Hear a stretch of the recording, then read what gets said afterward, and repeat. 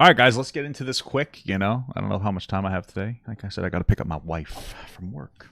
Not a lot of parking spaces there, so I brought her in. Also, happy Social Work Month. We also got some donuts for her social worker co-workers, so that was cool too. Anyway, Jordan Peterson and Destiny had a conversation. This has been a long time coming. I think they had this a while ago. It's just finally getting released now. I'm excited. I saw a little clip. It's a little crazy. Let's get it started. Hello, everyone. Hello. I'm pleased to announce my new tour for 2024, beginning in The new Muppets Babies tour coming. Okay. early February and running through June. Tammy and I and an assortment of special guests are going to visit 51 cities in the U.S. Wow. You can find out more information about Can we kiss? this on my website, jordanbpeterson.com, as well as accessing all relevant ticketing information. I'm going to use the tour to walk through some of the ideas I've been working on in my forthcoming book, out November 2024, Wow. We Who Wrestle with God. I'm looking forward to this. I'm thrilled to be able to do it again, and I'll be Nice. pleased to see all of you again soon. Bye-bye.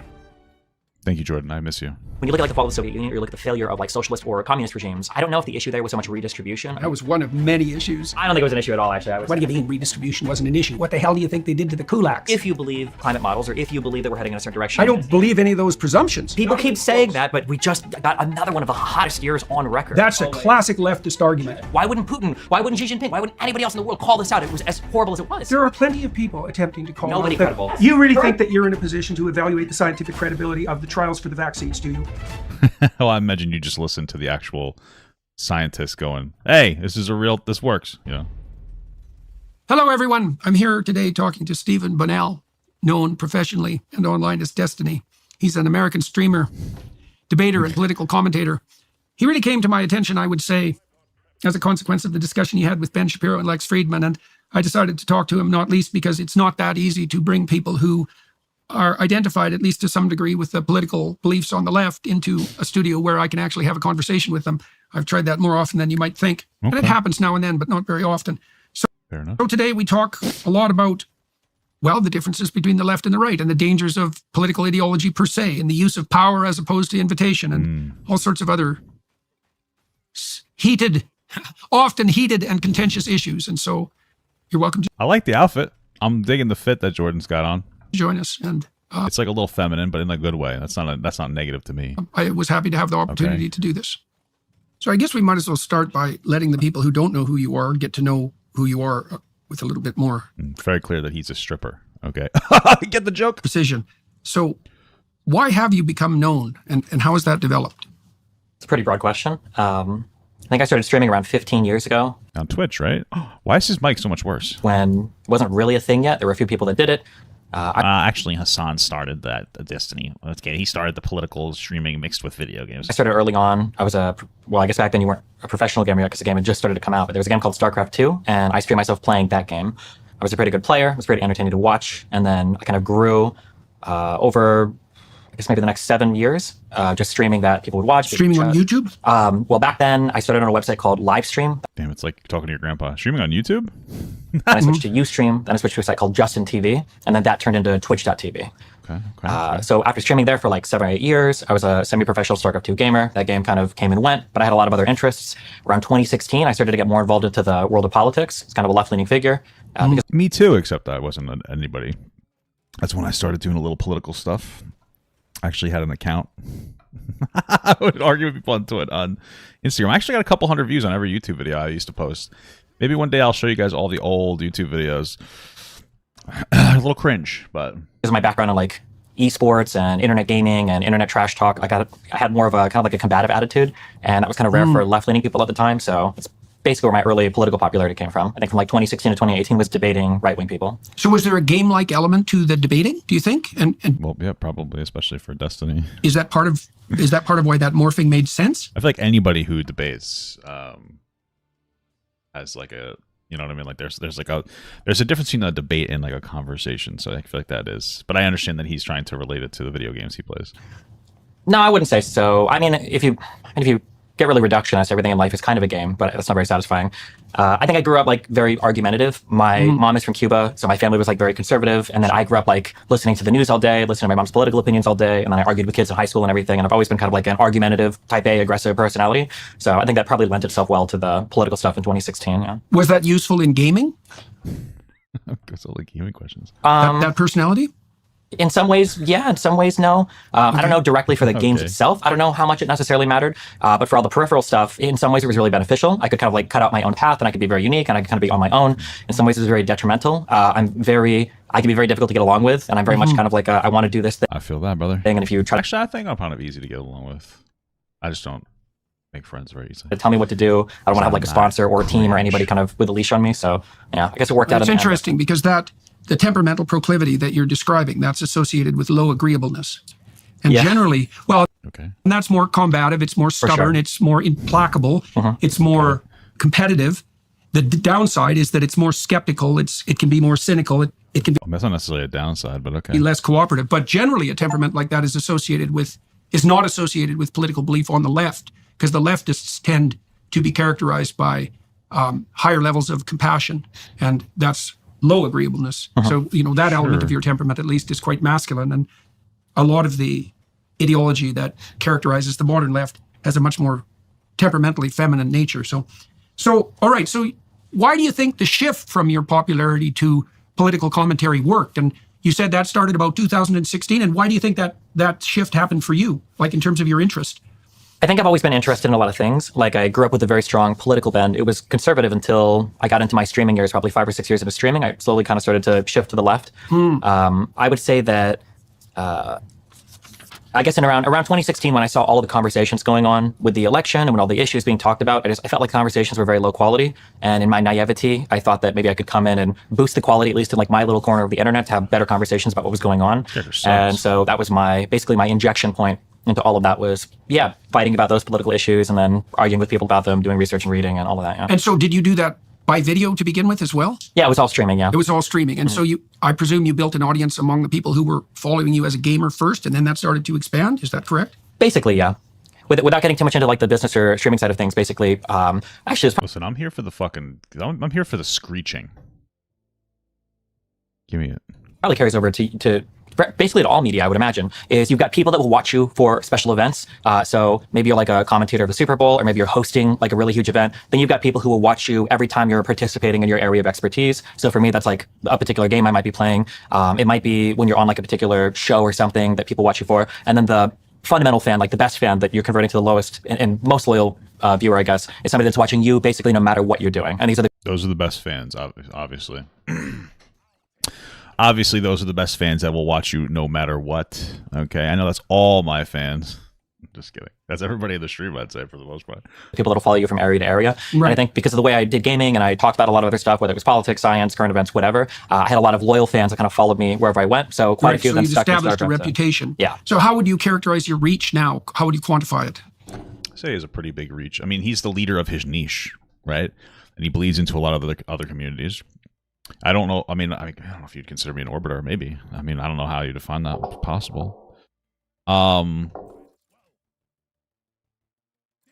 Yeah, I mean, but like he has a big reach. There's people who, for a long time, like try to talk to him just to get content out of it. And then there's gooners like me who just like to react to him to get content. But I also respect his opinion. I don't know how good of a person he is, but sometimes that's an interesting conversation. But he's a definitely smart guy, man. He's a really smart guy. I think can you be more precise? How many people are watching a typical video that you might produce, and what are you doing for subscribers, say on YouTube, and total? Any idea about total reach? Yeah, well, I mean, I guess my subscribers on YouTube, I have around, I think that's around 770,000 on my main channel. I think I probably do between all three channels, I think around 15 to 20 million views a month. And then I live stream to anywhere from 5 to 15. Yeah, that's pretty close for me. I'm just kidding. 1,000 concurrent viewers a day for hopefully around 8 hours a day. How many views do I have? Okay. So you have quite a substantial reach. And so you said that initially you were more conservative leaning, but that changed. What did it mean that you were more? I guess I get about 700,000 views a month. Conservative leaning, and how and why did that change? When I said I was conservative leaning, and I was writing articles for my school newspaper defending George Bush and the Iraq War. It's very much like I think it's like an insult now when people say like neocon, but I was like very much like a conservative, a Bush era conservative. So supported big business, supported traditional, all of the conservative, I guess, like foreign policy, hawkish foreign policy, for whatever that meant as like a 14, 15-year-old. Right. There was the whole Elian Gonzalez incident that was very big for Cuban Americans, where there was a Cuban boy that tried to come to the United States with several other people and his mother, and their raft I guess, crashed or something happened. I think his mom died and some other people died, and there was a huge debate on whether or not to send him back to Cuba, and Clinton ended up sending him back to Cuba, and I know that my mom was super irritated and all that. Damn, that's kind of fucked up, dude. A little kid, parents died, you gotta let that kid in. To say the least. And then once I hit college, I think I supported Ron Paul in 2008. So I was a big Ron Paul libertarian guy in high school. When I went to a Catholic Jesuit high school, and I kind of became atheist in that process. I started reading Ayn Rand. So I was very, very, very, very, very conservative. But on the libertarian end, yeah, I would say so. Yeah. Initially on the that makes more sense in relationship to your temperament. Sure, maybe. Yeah. Initially it was like Christian conservative, and then it became like libertarian conservative. Without my life kind of took like a wacky path, and then as I started working, I kind of had to drop out of school. I was working, and then I got into streaming. And once I started streaming, I had a son. Basically, around the first year I started streaming. As I started to go through life, and I went from kind of being in this like working poor position to making a lot of money, especially through the lens of my child. I saw how different life was when I had more money versus less. And I guess like the differences between what was available to me and then my. Who would have thought, man? It's a great thing. It's pretty crazy. Thank you so much for the small gut Zoomer star. Yeah, man, I feel that. I mean, I was fortunate that I grew up like middle class in general, so I never really like super struggled. I mean, I struggled with money before. Like I've been thousands of dollars in debt, but like I had an okay job and stuff, and I still got extraordinarily fortunate doing this, man. Like I'm fucking playing some new game. I love this game, by the way. I don't know. It's Deep Rock Survivor. It's, Deep Rock Galactic Survivor, and pretty cool. This is what I get to do for a living. It's pretty fortunate. Child. By the way, I invented playing video games while I got a commentary, by the way, just so you guys know. I don't know if you know this. As I made more money while I was really wealthy versus not as wealthy, it kind of started to change the way that I guess. So you got more attuned to the consequences of inequality? Basically, I would say. Yeah. Okay, sure. And how did that lead you to develop more sympathy for left-leaning ideas? I think it's because once you're like, oh wow, I have more money now and life is easier, I wish more people had more money. Particularly, I guess my core beliefs have never really changed, but I think the way that those become applied kind of change. So much the same way that you might think that everybody deserves a shot to go to school and have an education. That might be like a core belief where as a libertarian or conservative, I might think that as long as a school is available, everybody's got the opportunity to go and study. But maybe now as like a liberal or progressive or whatever you'd call me, I might say, okay, well, we need to make sure that there's enough, maybe like food in the household or some kind of funding program to make sure the kid can actually go to school and study, basically. So like the core drive is... Yeah, I mean, I agree with that. I think everybody has different opinions on how to get to a specific spot. Like for me, I'm like a pretty big proponent of like a UBI instead of a lot of micromanaged support programs. I'm not going to get too much into it, but I think that it's just like a generally better idea than doing a bunch of subsidized like student loans and subsidize this and subsidize that. I think it's better to give people like a general tool of like, here's some money, do with it what you want to do. You want to go to trade school? Great. You want to go to college? Great. You want to start a career outside of college? Great. I don't believe in like super micromanagement. So that's where I come from with that. Like even for like schools, I wouldn't necessarily put more money into schools from a federal level. I'd put more money into like a UBI, and then once there's more economic, flourishment in the area, let those people vote to increase their taxes to have better schooling. You know what I mean? So the same, but I think the applied principle ends up changing a bit based on what right. So is your concern essentially something like the observation that if people are bereft enough of substance, let's say, that it's difficult for them to take advantage of equal opportunities, even of course, if they are presented to them, let's say. Yeah, essentially, yeah. And you have some belief, and correct me if I'm wrong, you have some belief that there is room for state intervention at the level of basic provision to make those opportunities more manifest. Yeah, to varying degrees, yeah. Okay. So let's start talking more broadly then on the political side. So how would you characterize the difference, in your opinion, between the left and the conservative political viewpoints? On a very, very... That's an extraordinarily vague question to ask, but... very broad level.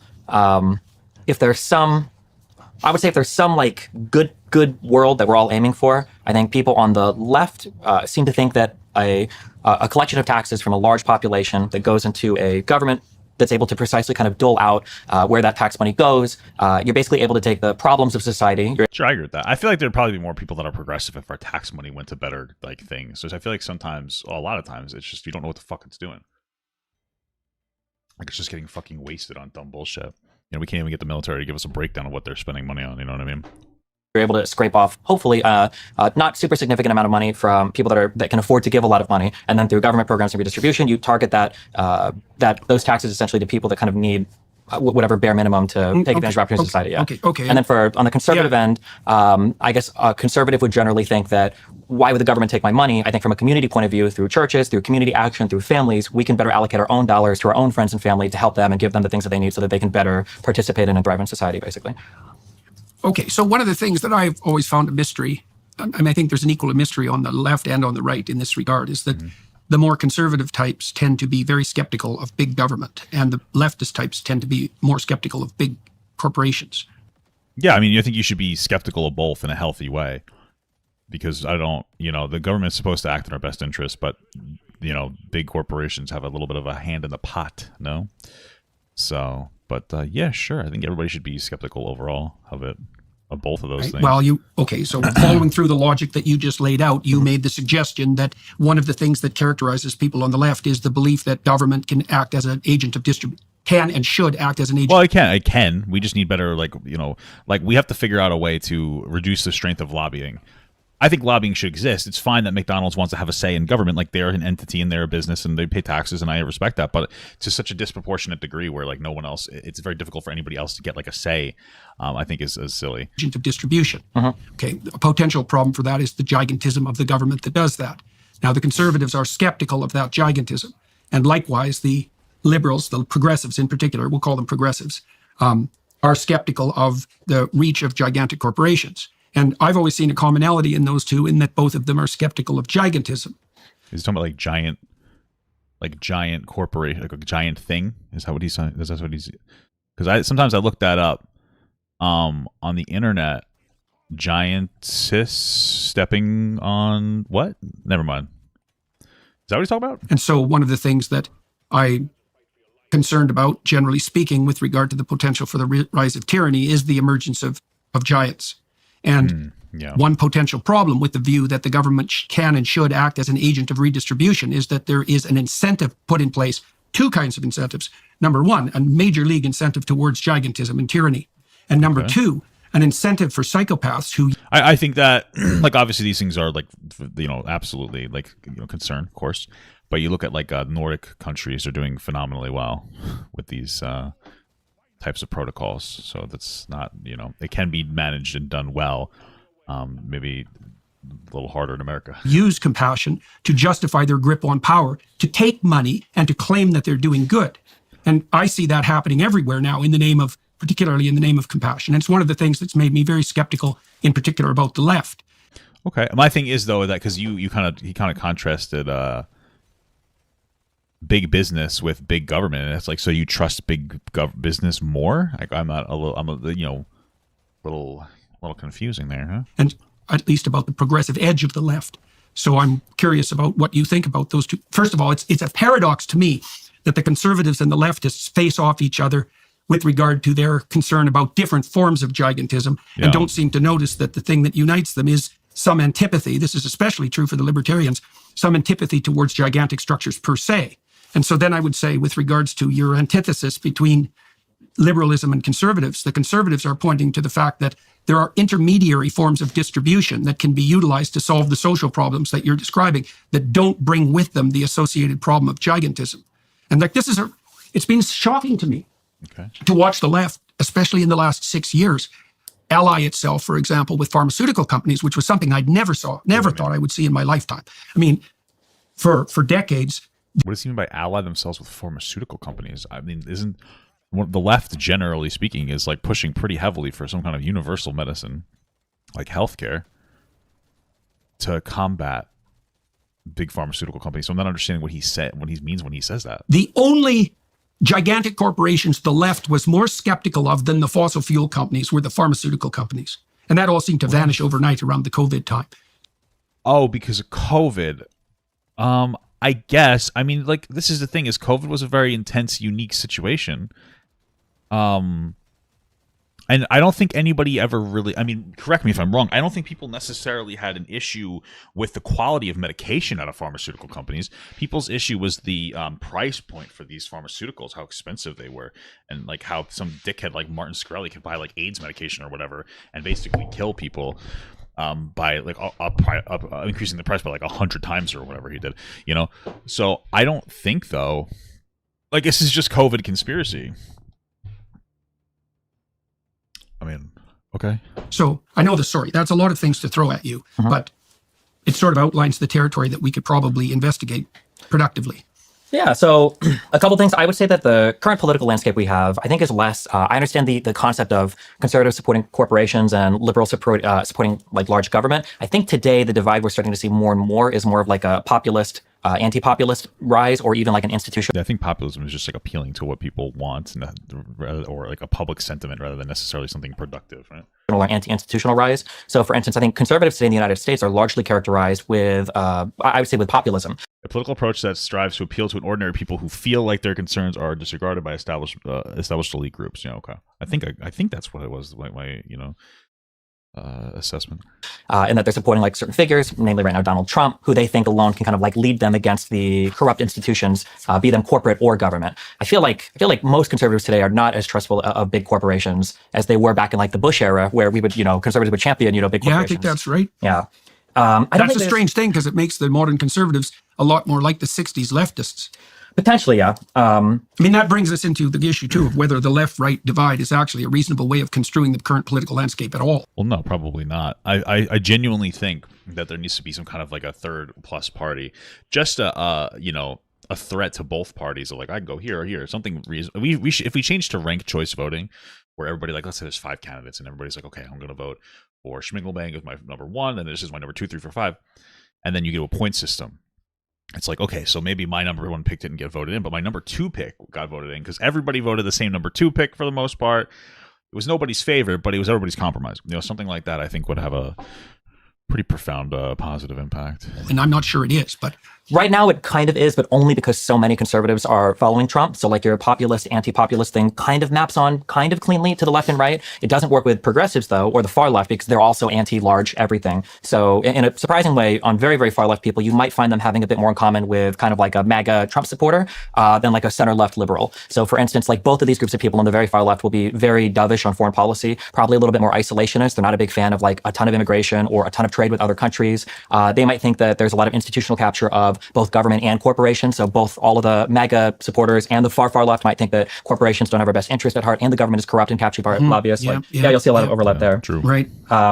I think that I think to a pretty large part that the government is captured by lobbyists. sometimes there's a couple things. One, this is something I feel like I've discovered. People have no principles. I think that people are largely guided by whatever is kind of satisfying them or making them feel good at the time. I think it's a really important thing to understand because people's beliefs will seem to change at random. If you're trying to imagine that a belief is coming from It sounds like Pearl Davis, 100%.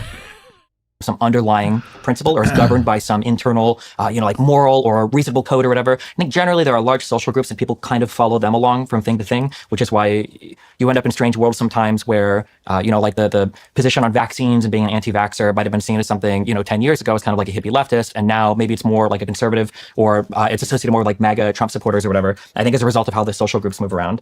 When it comes to you mentioned this like gigantism. I mean, you'd expect more like black people to be, which they are, but to be hesitant because of like, I remember my mother is a conservative woman talking to me about how she understands why black people didn't. And my mother's a conservative and got the vaccine. She's like, I understand why black people don't get it. They don't trust the government. Because I was like, yeah, true. But you'd expect like you really would expect the more liberal people to be more hesitant of like, we don't know what's in here. You could be blah, blah, blah, But I don't know. Interesting world we live in. I just know that I worked during COVID and I saw people pass away, and I know it was because of COVID. My uncle passed away to COVID. It was a terrible thing. I know it was like a real thing. It was a real threat, and people like the vaccine wasn't a bad thing. I was skeptical of it too when I first got it. I only got it because my wife had to get it for her job, and I was like, we'll both get it together. And so far, nothing bad has happened. So, it is what it is, man. I mean, we're on like still people are like super coping about it. It's almost impressively stupid that people are still sitting here like, oh, it's all fake. You're dumb. I don't know what to tell you. Like the excess death rate was insanely high. People were dying. I know people who died. I'm assuming all of you guys were a bunch of sheltered individuals who didn't have to really work in any like meaningful capacity. I worked outside. I worked with people. I worked like, so. Something. Hey, thank you so much for the 7 months small got JCon. Did you see what Toronto police said about key fobs? I have no idea. Just tell me. That's another thing where I'm not sure if people actually care about gigantism or if they're using it as a proxy for other things that they don't like. Like, I could totally imagine. Well, I care about it. Sure. Yeah, you might. Yeah, sorry. It just in general. That's yeah. Okay. Get a little personal there. Like, I could imagine somebody saying that like they don't trust like a large government, they think there's too much, prone to tyranny or something like that, but also be supportive of an institution like the Catholic Church, which is literally, one guy who has a direct line to but they God. can't tax. Well, I mean, and they don't have a military. They can't conscript you. True. Right? Yeah. And they can't throw you in jail. I guess, but they still have a pretty profound amount of power. Okay. That is true. Yeah. I mean, right. Well, those are major and significant. I mean, I get the overlap. Don't get me wrong. Sure. But I'm saying, like, even if you had a local government, like if you had a state government or a tribe, usually they've got some form of enacting punishment. It'll be sometimes more brutal, but they can throw you in jail. Conscription hasn't existed in the U.S. since the Vietnam War. I mean, yeah, true. Yeah. Yeah, true. So yeah, I think that I guess when I look at it's just like pulling you into the armed forces, like the draft, I guess. So let's go back. Well, let's go back to the redistribution issue. I mean, to Toronto police advise residents to leave keys within their car to make it easier for people to break into them because people. Yeah, I saw that. People are breaking into them and they're like, "I just want your car, so just give it to them." Yeah, it's fucking dumb. How about you just shoot? How about you shoot criminals that try to steal from you? I mean, I think that people have a moral obligation to shoot and expend criminals that like are like violent. I don't care if I just want your car, they just want your money.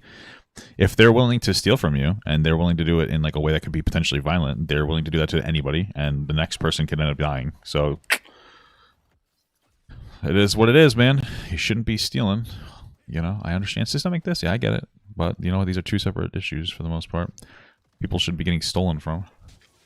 We pay 65% of our income at, say, upper middle class to upper middle class level. Who spends 65% level in Canada? It isn't obvious to me at all that money is. I don't think you do spend 65% of your income on taxes. Is that what you're saying? We pay 65% of our income at, say, upper middle class to upper middle class level in Canada. I just doubt that that's true, but okay. It isn't obvious to me at all that money is well used. In fact, quite the contrary. In my country now, our citizens make they produce 60% of what you produce in the U.S. That's plummeted over the last 20 years as state intervention has increased. I'm not convinced that the claim that... Because I know in America, like the effective tax rate for like a middle class family is probably like 20-ish, 25%. That's the effective tax rate after all the, the everything else. The average effective, I just don't think, I'm trying to look into Canada, but the top federal tax rate in Canada is 33%. Wait, there's no way. What is he referring to? The interests of people who lack opportunity are best served by state intervention. And there's a couple of reasons for that. I mean, first of all, I'm aware of the relationship between inequality and social problem. There's a very well-developed literature on that, and it essentially shows that the more arbitrary, the broader the reach of inequality in a political institution of any given size, the more social unrest. So where all people are poor, there isn't much social unrest, and where all people are rich, there isn't much social unrest. But when there's a big gap between the two, sure, yeah, there's a little unrest. A lot of it is comparison. Like people tend to be less happy when they have somebody to compare themselves to that they feel is doing better than them, right? So I think that's one of the reasons why people are less happy now, because social media does that, whether it's money or freedom or et cetera, et cetera. So people who are poorer now are like, look at these guys, they're doing better, and they see it all over the internet, and it makes them like less, happy. So yeah, for sure, that's a level of truth to that, and that's just something we're gonna have to navigate. There's plenty, and that's mostly driven by disaffected young men who aren't very happy. Canada has a lot of issues we don't have in the U.S. Yeah, I mean, I think it goes both ways. I just don't think that they're paying a 65% tax rate, an effective tax rate in any capacity. I mean, I don't know. It doesn't sound right.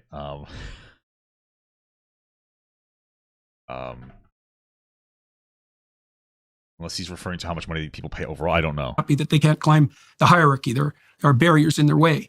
And so there is reason to ameliorate relative poverty. The problem with that, to some degree, is that most attempts to ameliorate relative poverty tend to increase absolute poverty, and they do it dramatically. Maybe. And the only solution that we've ever been able to develop... I don't know if that's necessarily true. I mean, when we implemented welfare systems, Those were very positive. I think now some of the issues with welfare systems is they're so micromanaged that it kind of fucks you. Like if you live in a decent community and you go on welfare, you're probably going to be able to get off of it because you have good opportunity. If you live in a poor community, you're probably not going to be able to get off of it, and it wouldn't be financially intelligent to get off of it. So you end up just becoming a dependent to the government in like a very negative way. That's why I believe in like some kind of a UBI that's less, micromanaged. It's a big deal for me. Developed to that is something approximating a free market system. I wouldn't call it a capitalist system because I think that's capture of the terminology. Yeah, they just definitely. This is one of the things too, because you brought up house ownership as an issue. One of the problems with houses too, though, that people don't talk about is I believe the average size of a house has gone up significantly.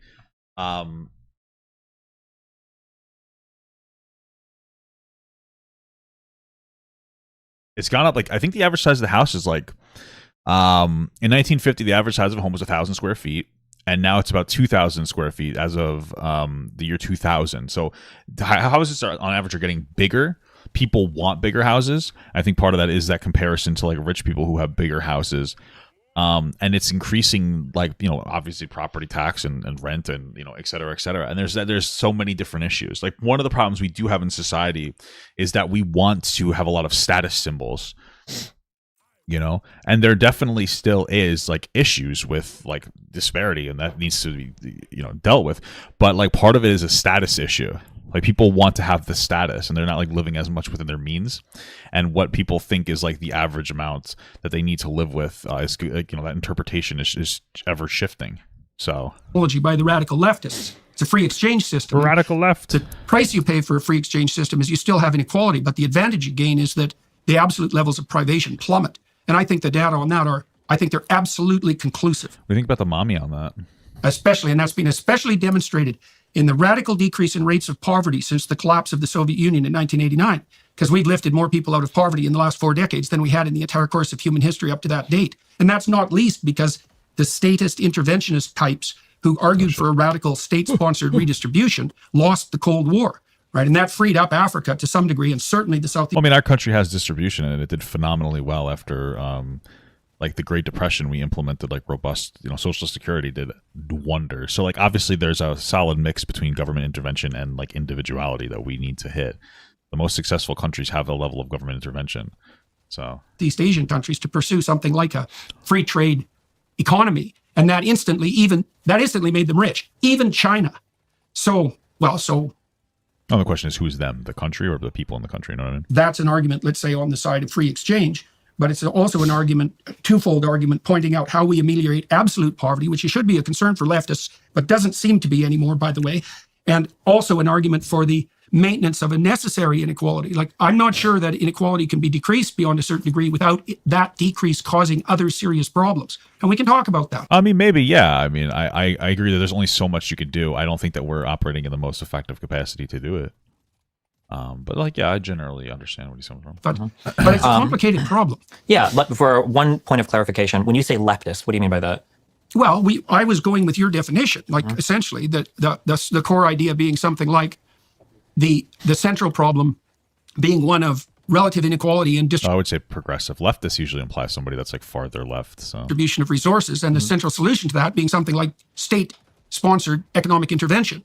I mean, there's other ways we could define left and right, and we can do that, but I'll stick with the one that you brought forward to begin with. Gotcha. Okay. I only want to be clear on that because people get mad if I call myself a leftist. Oftentimes online or especially in Europe or worldwide, leftists will refer exclusively to like socialists or communists, and anybody to the right. Yeah, people more on like pretty heavily on the left. If that would be considered like a liberal. If you no, usually a fascist. Well, depending on very rapidly. Yeah. I just want to be clear on that. So I'm absolutely a pro-capitalist, pro-free market guy. I'm never gonna. Okay. Well, that's good. It's good to get that clear. Why? Yeah. Yeah, I like it. Listen, I like the idea that individuals can like work hard and like provide for themselves. I just think that there also needs to be some social programs that can balance some of that out for people who haven't had like as fair of a shake in life. I mean, that's a huge thing. I was like very fortunate, like I said, to grow up middle class. And even though I grew up with a single mother, like my mother did a lot. She worked very hard. She made decent money and she was able to put me through school. She did nothing but like focus on trying to get me to be successful. She put extraordinary amounts of effort into me. And like not everybody has that. There's a lot of people who come from single parents who they are just not that fortunate. I had a very strong, robust family unit. So it'd be nice to have those things. It's easier to have a robust family unit when you have more abundance, we'll say, like financial abundance. It makes it significantly easier to be happier and to, less stressors. Even things where like, oh, I don't have a lot of money. Can you lend me some money? Things like that. All these are things that can tax a relationship, Because I would argue that when you look at like the fall of the Soviet Union, or you look at the failure of like socialist or communist regimes, I don't know if the issue there was so much redistribution. I think the problem... That was one of many issues. I don't think it was an issue at all, actually, I would say. I think the issue was command economies. Wait a minute. What do you mean redistribution wasn't an issue? What the hell do you think they did to the kulaks? That was forced redistribution. It resulted in the death of 6 million people. So maybe I'm not understanding what you mean, but that was redistribution at its what the pinnacle. Fuck? Sure. And forced redistribution. And it was brutal. When I think of the strengths of capitalism, the ability for markets to dynamically respond to shifting consumer demand is like the reason why capitalism and free market economies dominate the world. When you've got socialist or communist systems, command economies, where a government is trying to say, this is how much this is going to cost, this is how much you're going to produce and make. This is a failed way of managing a state economy, even in place. Okay, so it's not, and I'm not like super educated on the specifics of, oh my God, I didn't even know I had this. But it just sounds like he's saying like, hey, I don't think that the redistribution was a problem. I think it was that the government like micromanaging and controlling everything. That was the problem more than anything else. You fucking bitch. But they still do it. There are always shadow economies and stuff that were in the Soviet Union that prop up where people try to basically ameliorate the conditions that are resulting from said horrible command economy practices. So I guess in a way you could argue a command economy is kind of like redistribution. It's a form of it, but no, it's a worse problem. If you're pointing to the fact that that's a worse problem, I'm I would say that's definitely the reason why these places failed, because they just weren't able to respond to changing conditions. So that makes sense. Sure. The difference between us. What the hell's happening? Going online without ExpressVPN. Hey guys, ExpressVPN. Check out the link in my description to go to this core video, so you could check out that link, and then if you want to check out ExpressVPN by Jordan Picklebear. Equality of Okay, so what's the difference between a state that attempts to redistribute to foster equality of opportunity and a command economy? Is it? It sounds like a command economy is specifically trying to tell like, hey, this is what you need to produce here. Whereas the other one is just like, hey, let's take some resources and redistribute it to mostly people on the bottom. It doesn't seem like doesn't seem too complicated to me. I don't know. Thank you so much for Grutton HGH for the small gap. Incredible stuff, brother. Thank you so much. I hope I said that right. The difference of degree, like, are you looking at models, let's say like the Scandinavian countries, or I wouldn't use Canada, by the way, because Canada is now, what would you call, predicted by economic analysts to have the worst performing economy for the next 4 decades of all the developed world. So maybe we'll just leave the example of Canada off the table. Sure. Scandinavian countries are often the polities that are pointed to by, I would say, by people who, at least in part, are putting forward a view of redistribution for purposes of equality of opportunity like you are. But they're a strange analogy because they're very small countries, and up till now they were very ethnically homogenous. Exactly, and that makes a big difference when you're trying to flatten out the redistribution. Plus, they're also incredibly wealthy, which makes, redistribution. I mean, yes, like ethnic homogeny can make things difficult. But I don't think it's because of skin color. I think it's because of like cultures are just different. I think that really is what it comes down to, is that there are different cultures that can sometimes be difficult to mix. And that's why it's important for people to be like, it's important to try to galvanize around a single culture sometimes. Like American culture is a good thing to galvanize around, Let's say a lot easier. So I like this guy. I'm going to go with this guy. So why doesn't a government that's bent on redistribution fall prey to the pitfalls of command economy and forced redistribution, for that matter? How do you protect against that? I think what you have to do is very, very, very difficult. Is people get very ideologically captured by both ends, and they feel very, committed, or they feel very allegiant to pushing certain forms of economic organization. And I think sometimes it blinds them to some of the benefits of what exists when you incorporate kind of multiple models, or you'd call them mixed economies, which is really what every capitalist economy today is. It's some form of free market capitalism combined with some form of like government intervention to control for negative externalities. These are the ways that all economies, even in Scandinavia and the world, work. And I think that recognizing the benefits of both systems are the best way to make things work. Yeah. Fair enough. And the Scandinavian countries seem to have done a pretty good job of that. But like I said, they have a simpler problem to solve, let's say, than the Americans have. Well, they're also significantly smaller than us. We are a massive country. I don't think that people understand how large we are. We're a massive country with like more cultures than other countries. Like in Europe, there's a lot of like surrounding countries, and they make fun of Americans for not being very learned on the world. But it's like you guys, like Texas is like huge compared to them. Like they can drive like 45 minutes and be in like fucking France. You know what I mean? America's massive. It would take you like 24 hours to drive from one side of the United States to the other. That's something that's like unheard of. There are people who come here on vacation. They're like, yeah, I think I'm going to go to New York, see the Statue of Liberty, maybe go to Disney World, then maybe see the Grand Canyon. Like they think they could do all this in one time.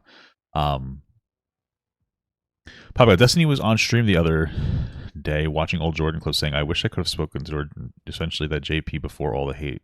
Oh yeah, of course. I mean, like I some people get a little annoyed with me when I say this, but I always get like a little frustrated with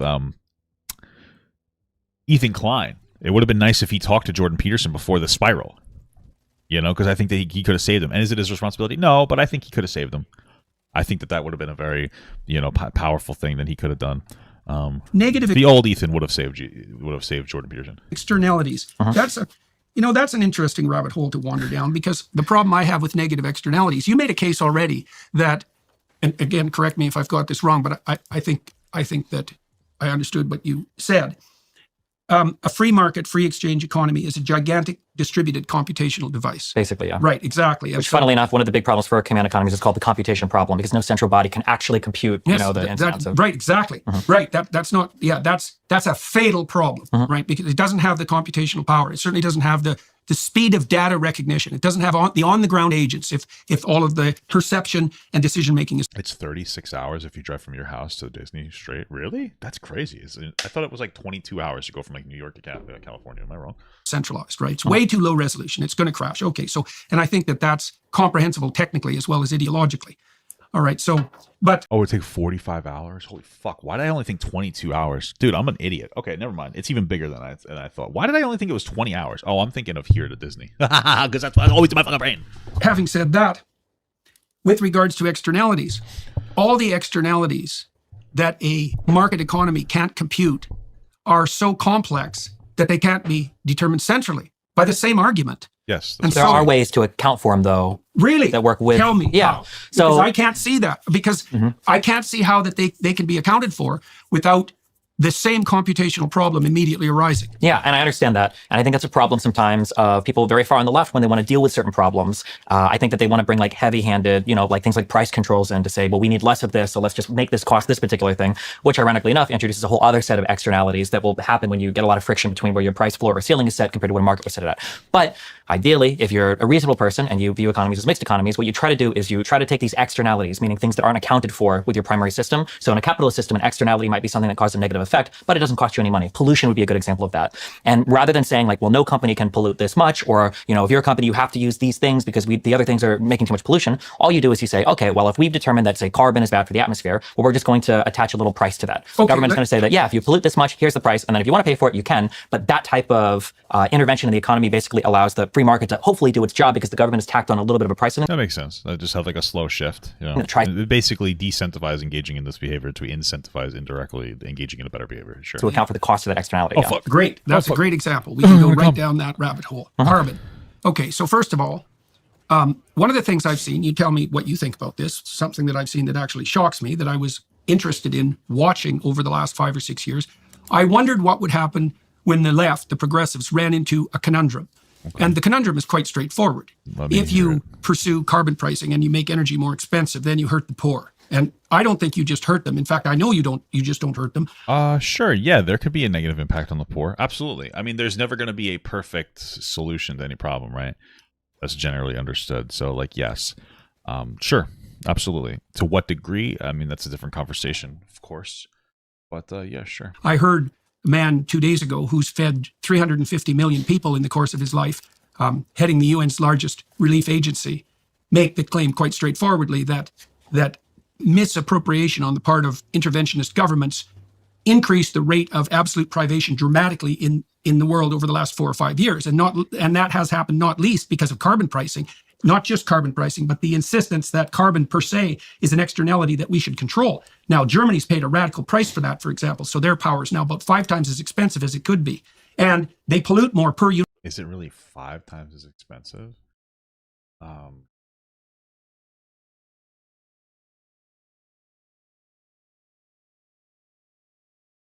I feel like that's not true. Like I wouldn't doubt that it's more expensive, but like 5 times? Really? Unit of power than they did. The ensuing it's a trade conflict between Russia and European nations. What the fuck is he talking about?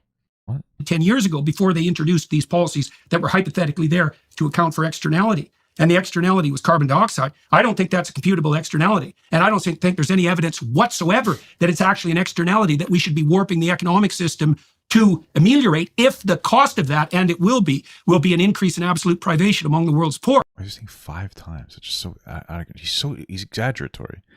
Like, I'm looking at the energy price trends. I think they've gone up significantly from like 40, I guess 40 whatever unit of $40, we'll say, to like 130, which is like a triple the price. But then you also have to factor in some inflation. Would it be this much? No. In a 24-year period of like roughly 2% inflation, we'll say 2.5% inflation. I mean, no. Jesus Christ. But that's crazy.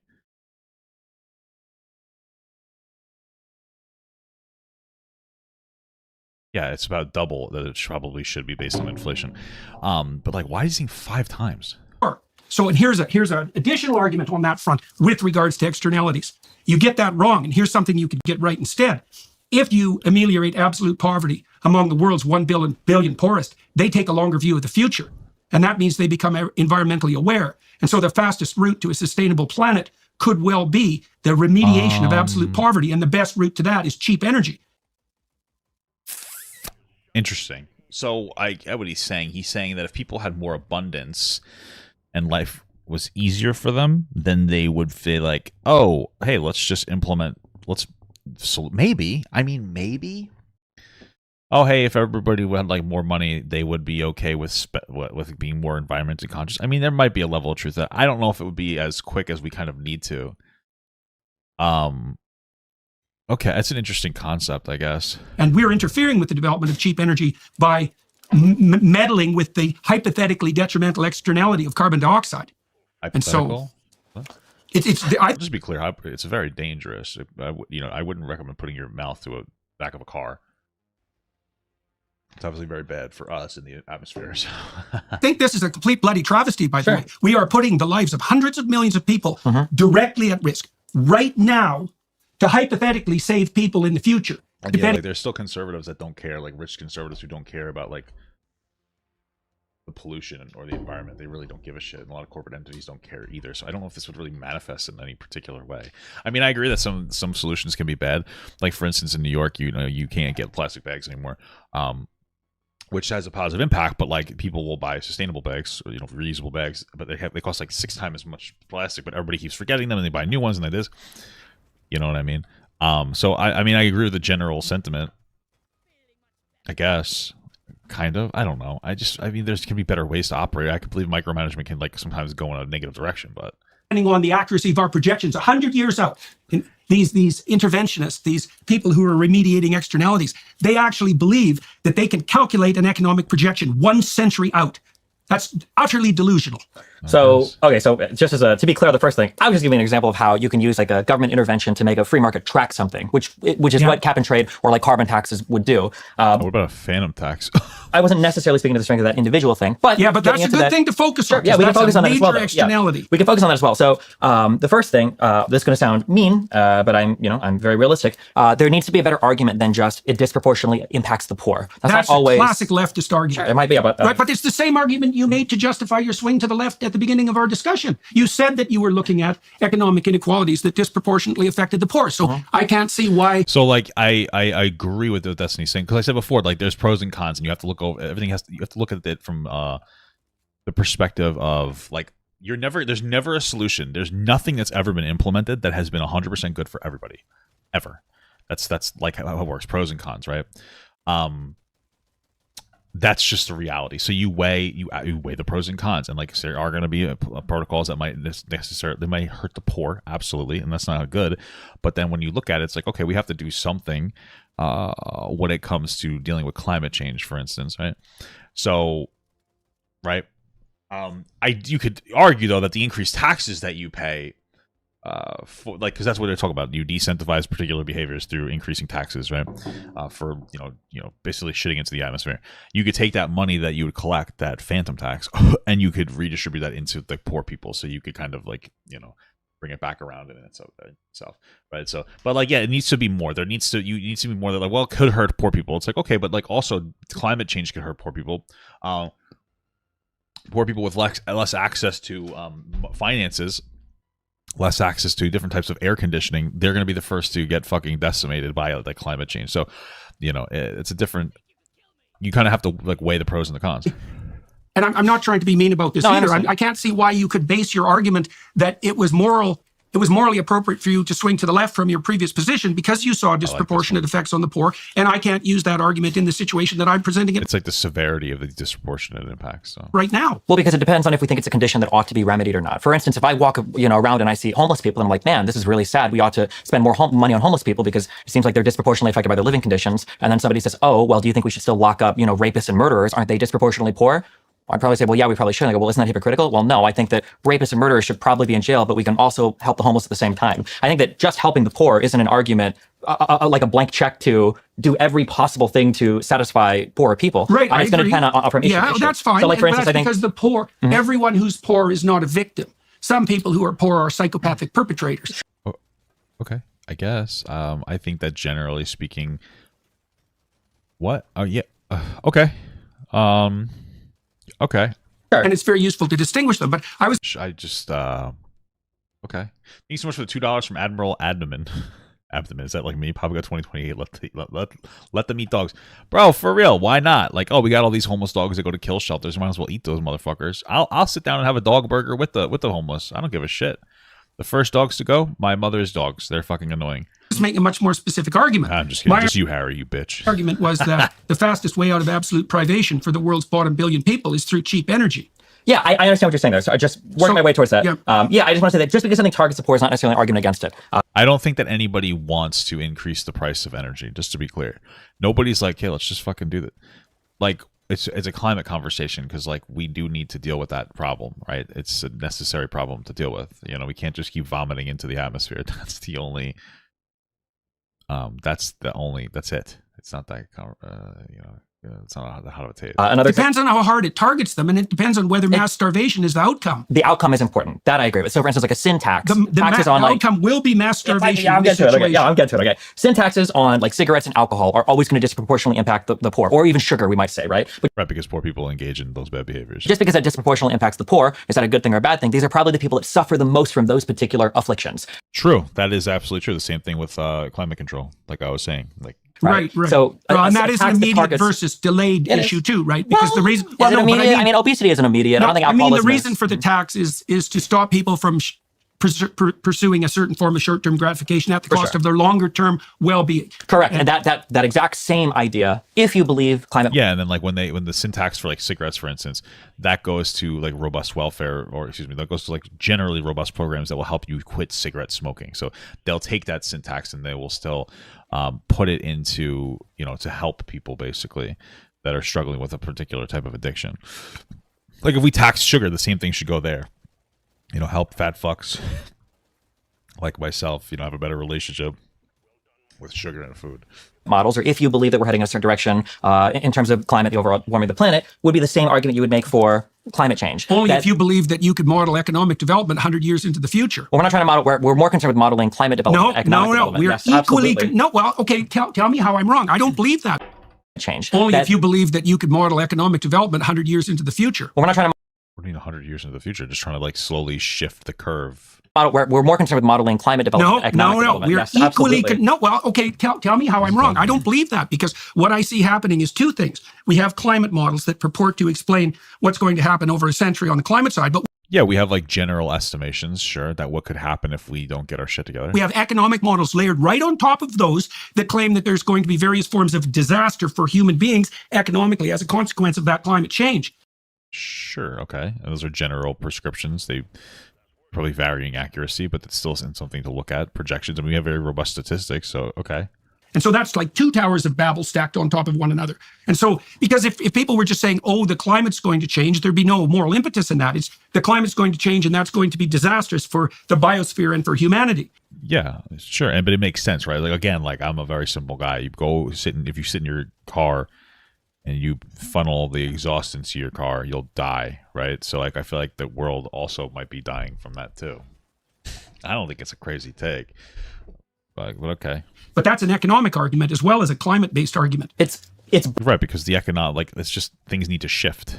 So like obviously the economy is going to be impacted by it. Both, but the worst projections of what would happen if the climate took a disastrous turn are worse than the worst projections of what is our planet going to look like economically if we hardcore police, Right. fossil Why fuels. would you? Okay, but So I don't argument- understand the distinction Well, between the models. Well, the argument would be that whatever pain and suffering poor people might endure right now because of a move towards green energy, that It's going to be significantly less than the pain and suffering they would endure from not going towards more green energy in a slow. And the longer we take to make these shifts, the more severe the shifts need to be, right, in the future. pain and suffering is going to be short-term and far less than the long-term pain and suffering. Right, but that that's comes along dependent with- on the integrity of the economic models and and the climate models as well, right? right, exactly. Of course. But is in the Right, but they're like, listen, I generally, they're paid to make these projections, so I'm feeling like, okay, it makes sense. I mean, who benefits from the shift? I don't understand. Like, who would be, like, do you think that they're lying? Maybe sometimes they're sensationalizing it. Sure, it seems like politicians are sensationalizing it more than it's like the actual climate models. But, okay. exactly the stacked manner whatever. that I described. And like, there's nobody in 1890 who could have predicted what was going to happen in 1990 economically. No, for one big reason is because they didn't have anywhere near the robust statistics we do. We have literally Chat GPT that will do all your homework for you at this point. Like we're living in a very different, somewhat scary world in many instances. We have much more robust statistics, much more robust tracking of statistics. We are exponentially just more, I mean, I guess, powerful. So yeah, of course. But the difference between 1890 and 1990 is just dramatically different. I mean, it is massive, right? Like the technology wasn't even close to where we. I mean, when the fuck, like, you know what I mean? Like we don't have computers now. Information goes so quickly. We learn so much so quickly. It's fucking insane. Not a bit. And Okay. if we think we can predict like 50 years out now with the current rate of technology We could, sure, and calculate the potential you could, impact of climate change on but like, what would change with climate change if the climate didn't get better? Like, I don't. Okay, whatever. economic I don't- flourishing for human beings, we're deluded. No one can do that. And then So we just don't try to predict anything. This is the problem. Is like, I know conservatives make predictions about like society's going to collapse because X, Y, and Z, and like that's fair. But then they get upset by scientific models that predicts things as well, and they're like, no, you can't predict this. It's like, okay, well, which one is it? Can you predict things or not? Like, where do we stand here? it's worse. So imagine that as you do that and you project outward, your margin of error increases. shotgun? That's absolutely, definitely the Hell case. yeah, brother. And at some point, you're certainly on the climate side, the margin of error gets rapidly to the point where it subsumes any estimate of the degree to which the climate is going to transform. And that happens even more rapidly on the economic side. Potentially, And so- but right now, this is a disagreement on the fact of the matter, though, not the philosophy of what we're talking about in terms of controlling externalities. If we think, I'm curious, let's say that we think we can accurately predict the climate and the economic impact, and we think that the climate impact would be far worse if we don't account for that, both in terms of human I conditions don't believe any of those presumptions. I Sure, think but they're then both if you faulty. don't, but I mean, like, obviously, if I agreed with that factual analysis, Why don't you agree with that? Like, what's the problem with looking at people who are educated in their field and going like, oh, we should listen to them? I don't understand. I would probably agree with you on the prescription here too, right? And Well, I I don't like don't- none of the climate models were accurate or couldn't accurately predict anything. They're But I'd not also say why make sufficiently, well, they're not sufficiently accurate. Why do you think that? I wonder. That's the first thing. And because they have a margin of error, and it's a large margin of error, they don't Sure, they have margins of error. Like, what makes it like so insanely inaccurate that we shouldn't listen to it at all? Because it's not like Jordan's like, hey, I think we should slow down the incentive programs. He's saying they shouldn't exist in general. So like, why don't you believe it at all? even model cloud coverage well. That's a big problem. They don't have the resolution. They don't have nearly the resolution to produce the accuracy that's claimed by the climate apocalypse mongers. people Not even keep saying close. that, but we just got another one of the hottest years on record. How many times are we going to have another hottest year on record? How many times are we going to have an increase of carbon dioxide concentration in the atmosphere before we're finally like, okay, I don't know. And the reason I don't know is because it depends. The scientific answer to that question depends precisely on the time frame over which you evaluate the climate fluctuation. If his argument was, hey, I think that the data is very sporadic, so I don't believe in shifting as quickly as they want us to, we should slow it down, I would say, okay, like, sure. But it sounds like he's saying do nothing and things will work themselves out. I mean, that's what he said before. Oh, well, if poor people had, more abundance and they'd care more about these issues, and that's like, okay. But like corporations probably wouldn't. It just sounds like you're saying things will kind of work themselves out. I don't think that that's true. I don't think there's anything wrong with starting to slowly incentivize different structures. It's not even a hot take. Okay. And that's actually an intractable scientific problem. So you might say, well, if you take the last 100 years, bitch. this variation looks pretty dismal. And I'd say, well, what if you took the last 150,000 years or the last 10,000? Well, the problem is that like over like the Industrial Revolution was like 1800s. I'm fucking off the dome. Yeah, fucking like okay, so like the mid 1700s. That's when we really started to vomit come into the atmosphere, where we really started dumping like fuels and different types of like byproducts of our energy production. We're dumping it into the atmosphere.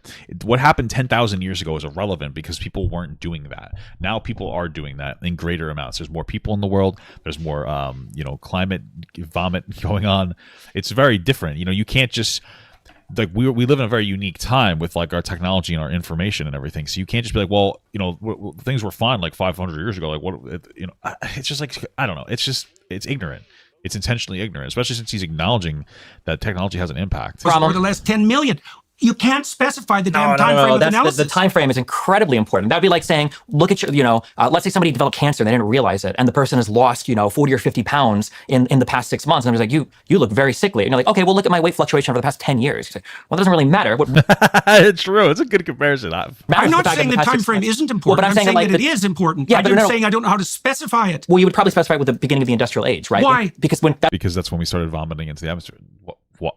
There's no way. What? That's when carbon dioxide, which is a gas that's seen as trapping more heat on the planet. Why is that relevant to the time over which you compute the variability? Because is he fucking with people? Is he just like joking? What do you mean? That's like the start of the problem, no? What? It seems like as carbon dioxide has increased in the atmosphere, the surface temperatures have risen at a rate that is a departure from what we'd expect over 150,000 year cycles of temperature variations on the planet. No, not with that time frame. What? That's just not the case. It's absolutely the case. I mean, that's what the climate scientists are saying. So, like, what is his disagreement in? I don't understand. No, what do you mean? You just flipped to 150,000. I mean, if you're a conspiracy theorist that doesn't think that any statistic is real, then like, yeah, you're lost already. It's fine. But like, is that it? He just doesn't believe it because he doesn't want to. Like, your time span. Close your eyes, put your head in the fucking dirt. What I'm saying is that if we expect to see a temperature do this in a 150,000 year time span, in a 100 year time span, seeing it do this, that's very worrying. Now, I mean, like Michael Mann's hockey stick, the one that's under attack right now in court by a major statistician who claimed that he falsified his data. I mean, that spike? I'm talking about the record temperatures that have been declared for like the past 5 years that have also increased with the concentration of parts per million of carbon dioxide in the atmosphere. I mean, I'm not going to tell you that every model is perfect. They're not right perfect. No, of course, there's going to be human error. There's going to be people who will inject themselves into statistics, and that's not good. But we're not talking about specific stuff. I mean, the world. I mean, people keep saying like, "Oh, this has been the hottest year in the last 100 years." It's like, okay, great. Sure, but right now we're like standing in traffic with our eyes closed saying the car hasn't hit me yet, so I don't think there's any coming. I think it's pretty it's coming. undeniable at this point that there is an impact on climate across the planet. I think that's highly deniable. We have It's not, but okay. No idea what the impact is from. We don't know where the carbon dioxide is from. Wow, this is pretty bad for Jordan, man. What are you talking about? We can't. The cars exist, and they're just pumping vomit into the atmosphere. And by the way, love cars. They're great. I get to go places quickly. But what do you mean? What are you talking about? It just sounds like he's saying no to everything. Measure the warming of the oceans. We have terrible temperature records going back 100 years. Almost all the terrestrial temperature detection sites were first put outside urban areas, and then then you have to correct. Then you have to correct for the movement of the urban areas, and then you introduce an error parameter that's larger than the purported increase in temperature that you're planning to measure. This isn't data. This is guess, and there's something weird underneath it. There's something weird that isn't oriented well towards human beings underneath it. It has this guise of compassion. Oh, we're going to save the poor in the future. It's like that's what the bloody communists said. Okay. I feel like it's good to look at statistics, but there's something that's so commonsensical about climate change. Like I said, like you wouldn't go into a car and suck on the gas, the hose. I mean the exhaust pipe. Because that's bad for you. So like, hey, maybe that's also bad for the environment. It's not like none of these things track or make sense. All of these things make sense. They all track. They all, you know what I mean? Like we all of them like have a level of understanding and like you can apply common sense to this and like come out the other side like, this makes sense. And you can do that. That's kind of what I do. I go like, well, we have these robust statistics saying it's bad. And then also I don't want to suck on the car exhaust. And then also this is another thing. I remember working during COVID. And again, I worked outside. Like I managed like cleaning buses. I remember that being the most beautiful summer that I've seen in such a long time. I was always prepared for very cold winters and very hot summers, and we would work in both those conditions. And so COVID summer was beautiful. I was like, wow, it's so nice out. And I was like, is it just because people aren't driving? Because nobody was on the roads. And I think that's what it was. And that's a very anecdotal, but when you mix that anecdote with the fact that I'm not going to suck on the fucking the exhaust pipe, with the fact that you have these robust climate statistics, it's like all of a sudden maybe there's something to this. Like, what the fuck is going on? You know, it's like, come on, man. What are you talking about? And they killed a lot of people doing it. And we're walking down that same road now. I don't think so. With this insistence that, we're so compassionate that we care about the poor 100 years from now. And if we have to wipe out several 100 million of them now, well, I don't think they're going to be wiped out, brother. Also, like, if you care about the poor people, you could be like, okay, we have to implement climate change. What should we do to remedy? Oh, let's tax the really rich at a higher rate, try to redistribute that wealth at the bottom, et cetera, et cetera. I mean, there's multiple. You could deal with multiple problems at the same time. I don't know if you know that. That's a small price to pay for the future utopia. We've heard that sort of thing before. And the alternative to that is to stop having global level elites plot out a utopian future. So, like, is it all conspiracy theory? Like, is that what he's coming to? I mean, yeah, of course he is. Or even an anti-dystopian future. And that's exactly what's happening now with organizations like the WEF. And if this wasn't immediately impacting the poor in a devastating manner, I wouldn't care about it that much, but it is. I watched over the course of the last... Well, yeah, of course, because like the reason we use this energy is because it's cheap. But I frankly question how much Jordan cares about the poor. But okay. 5 years, the estimates of the number of people who are in serious danger of food privation rise from about 100 million to about 350 million. That's a major price to pay for food privation. Watched over the course of the last 5 years, the estimates of million. That's a major price to pay for a little bit of... Hey, thank you so much for the £10. Sophie S., please put this towards the decoration fund for the homeless shelter. The decoration of the homeless shelter or for my office? What are you What would you say for progress on the climate front that's so narrow it can't even be measured? I don't think the increase in hungry people in the planet is because of climate policies. Why not? I mean, there's also wars going on. I think that also might have something to do with it. I don't know about it. I'm not a big war expert, but I think a lot of people die and get hungry during war. Because I don't think that countries in Africa are being pushed away from fossil fuels. I mean, most developing... Of course they are. They can't even get loans from the World Bank to pursue fossil fuel development. Yeah. Okay. And there's plenty of African leaders who are screeching at the top of their lungs about that because the elites in the West have decided that, well, it was okay for us to use fossil fuel so that we wouldn't have to starve to death and our children had some opportunities. But maybe the starving masses that are... I thought don't we give big subsidies to other countries that are willing to engage in like climate regulation? Am I wrong about that? Like even like African countries? Too large a load for the world anyways, shouldn't have that opportunity. And that's direct policy from the UN, fostered by organizations like the WEF. They're going to have to turn to renewables. Yeah, well, good luck with that, because renewables have no energy density. Besides that, they're not renewable and they're not environmentally friendly. And then one more thing. There's one more weird thing underneath all of this. Okay. Well, let's say if carbon dioxide was actually your bugbear and it was genuine. Well, then why wouldn't the Greens, for example, in Africa, the progressives, be agitating to expand the use of nuclear energy, especially because Germany has to import it anyways, especially because France has demonstrated that it's possible. We could drive down the cost of energy with low-cost nuclear, and there'd be no carbon production. Sure, yeah. I mean, I agree that nuclear could definitely be a really positive place to move towards. Okay. And then the poor people would have something... So, like, are you advocating for that, or is that an excuse? Because that's the thing. If conservatives are like, no, let's do nuclear in like a meaningful way, like, I'd advocate for this. That's cool, man. I think that's a great idea. But are they doing that, or is it just an excuse to not really give a shit about climate change? It's like, well, what about nuclear?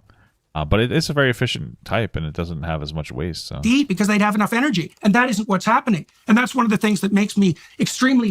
I wonder where they would put these nuclear facilities. Skeptical of the entire narrative. It's like two things. The left will sacrifice the poor to save the planet.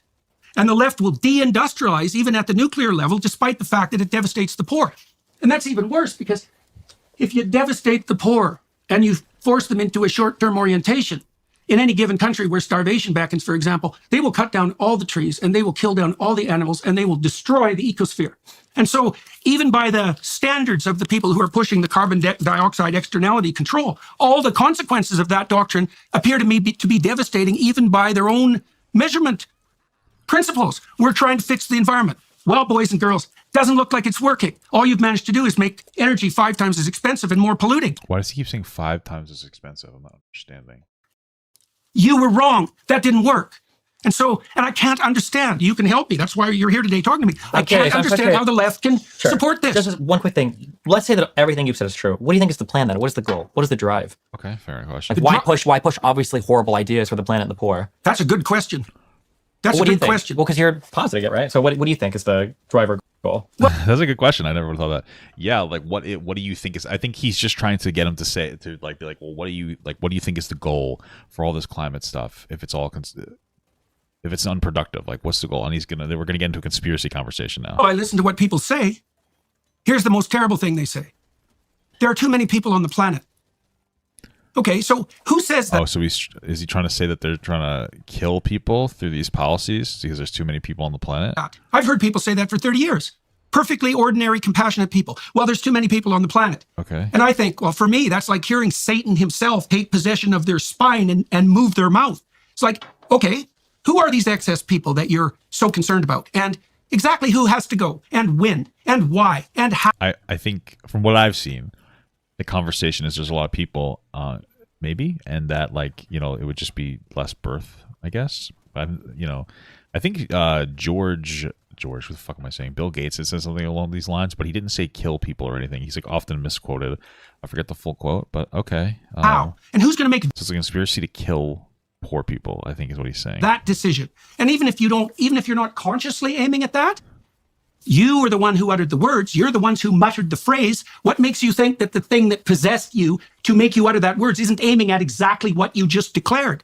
And so that's I think this just ignores the fact that sucking on your exhaust pipe will kill you. I think that it ignores that fact, the commonsensical fact that everything's a conspiracy theory. But okay. Terrible vision. But when you look at what happens in genocidal societies, and they emerge with fair regularity, and usually with a utopian vision at hand, the consequence is the mass destruction of millions of people. So why should I assume that something horrible isn't lurking like that right now, especially given that we have pushed a few 100 million of people back into absolute poverty when we were doing a pretty damn good job of getting rid of that? And I just don't understand what's happening in Germany or in the UK. Like, it's insane. Oh, fuck. Like, look, man, if they would have got rid of the nuclear plants and made energy 5 times as expensive, and why does he keep saying 5 times? Who's getting rid of nuclear plants? The consequence would have been they weren't burning lignite coal as a backup, and their unit production of energy, of pollution per unit of energy had plummeted. You could say, well, look, we hurt a lot of poor people, but at least the air is cleaner. It's like, no, air's worse, and everyone's poorer. So, explain to me how the hell the left can be anti-nuclear. Okay. I don't understand it at all. Gotcha. All right. So as of 2023, only 2 countries have permanently closed all their formerly functioning nuclear plants: Italy and Germany. By 2023, I think I shut down their only nuclear plants, but build new ones. Okay. Why? This is something that I brought up earlier that is concerning to me. I feel like when people get political beliefs, I feel like what happens is, what we think happens, what we hope happen is you have some moral or philosophical. A popular movement against nuclear power exists within the Western world based on concerns about more nuclear accidents and concerns about nuclear waste. Okay, so apparently that's why we're shutting them down, because the waste might be an issue. Okay. Okay, nuclear waste, dangerous, expensive way to boil water. Anti-nuclear critics see nuclear power as a dangerous, expensive way to boil water. Okay, interesting. Underpinning. And then from there, you combine this with some epistemic understanding of the world. And then you combine these two things, you engage in some form of analysis. And your moral it'd be view, nice if that was true. Yeah, you start to apply like prescriptions. So maybe I'm religious, maybe I analyze society and I see that particular TV shows lead to premarital sex. So my societal prescription is we should ban these TV shows, right? Ideally, this is how you would imagine this process works. What I find happens, unfortunately, all too often is what people do is they join social groups, and then with those social groups, they inherit something that I call like a constellation of beliefs. And this constellation of beliefs, instead of rationally building on each of them. Okay, it sounds like what he's saying is they're basically single issue voters, people who gravitate towards single issue voters. They gravitate towards one idea, and then those ideas get compounded, and they start to get pulled into other ideas that they didn't necessarily agree with, and et cetera, et cetera. Yeah, sure. Okay. You basically get this Jenga tower that is floating over a table, and every block is supporting itself, and no real part of the tower can be addressed because you pull out one piece, it all falls apart. So people become very stuck in all of this combined constellation stuff. I think it's funny because Jordan Peterson's like, yeah, right, this is true. He's talking about you, buddy. And none of it is really given any analysis, and you can't really push anybody from one way or another in terms of reevaluating any of the beliefs that are part of this constellation. I wish I would have. That's fine. That's right. Oh, we got another ad break, guys. Sleep is the foundation. Sleep is the foundation of your fucking hard cock. Go check it out. shopbeam.com/Peterson/Kermit the Frog. Okay, guys, let's buy a new beam.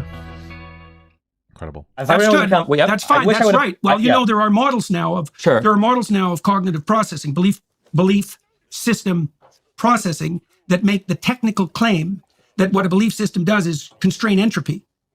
Sure, that's not surprising at all. Okay, so and now the signal for sorry, these words are too big. Released entropy, which would be a consequence of, say, violated I'll get it in a minute. I'll get it. Fundamental beliefs, is a radical increase in anxiety, right, and a decrease in the possibility of positive emotion.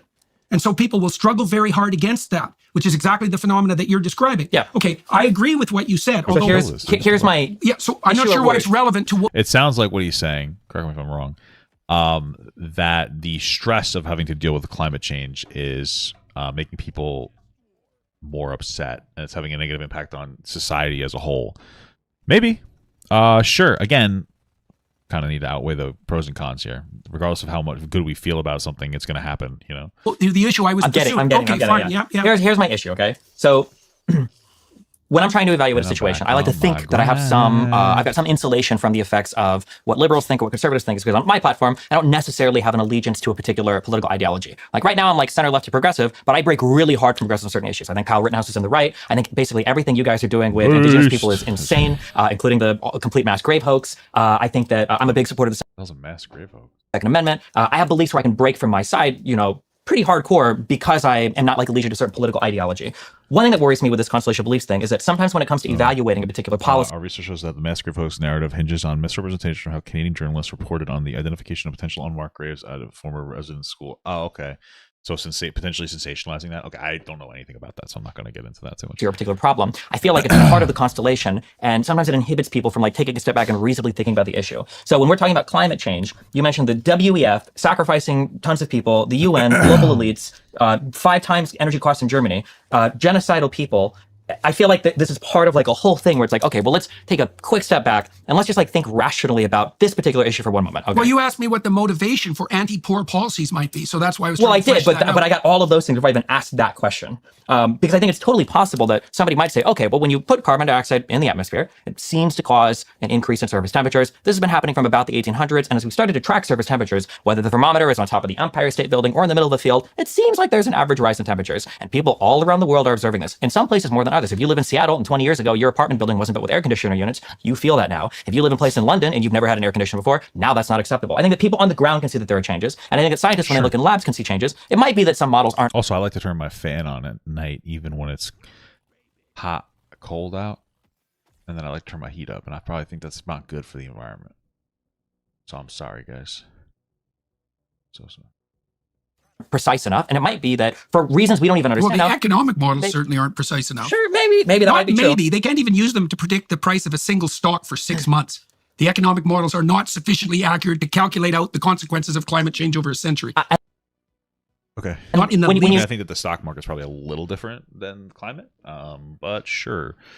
I mean, if the argument here is you just can't predict anything, I mean, what's the point anymore? Is this guy going to go on to like a tangent about like baseball predictions next? Like, how far does it go? Like, how upset do you get about this? I like the comparison because economic models can't predict individual stocks, but they do predict the rough rise of the market. If you invest in the S&P 500, you get cataclysmic collapse. No, even with the cataclysmic collapse accounted for, you're going to see about 7% returns on average with inflation over long periods of time. I wouldn't call an average a very sophisticated model analogous to climate change. That's the difference between climate and weather, though, right? Is that climate isn't going to tell you what the temperature is on a given day, but it might tell you the average surface temperature over a period of 1 year or 10 years. And then that's the difference between climate and weather. That's the difference between like the market and stuff. Difference. It is a hypothetical, but again, we're seeing more and more and more data every single year that things are getting hotter and hotter.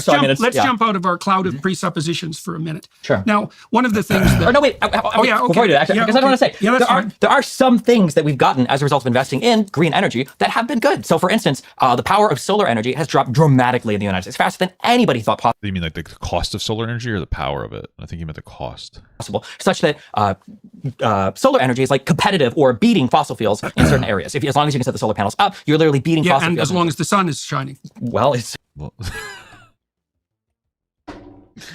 Okay, yeah, that's true. He's not wrong about that. I just find it funny because, like, I understand being, like, obviously you want to be skeptical But like sometimes I feel like, and maybe I do this too, you get skeptical to like a fault. And it's like, he's so skeptical. It's like, yeah, you know, maybe it is winning, but like, is the sun always out? It's like, yeah, that's true. You could generally understand how much of the sun, like where you are. You can generally understand how much sun you're going to get in an area over like a period of time. And there are solar batteries that can, you know, preserve some of that power. So like, yeah, you could have a rainy day, of course. But like for the most part, you're not going to put, a fucking solar panel in the rainforest, in the African rainforest. But you will put it on the top of your roof when you get like good sunshine.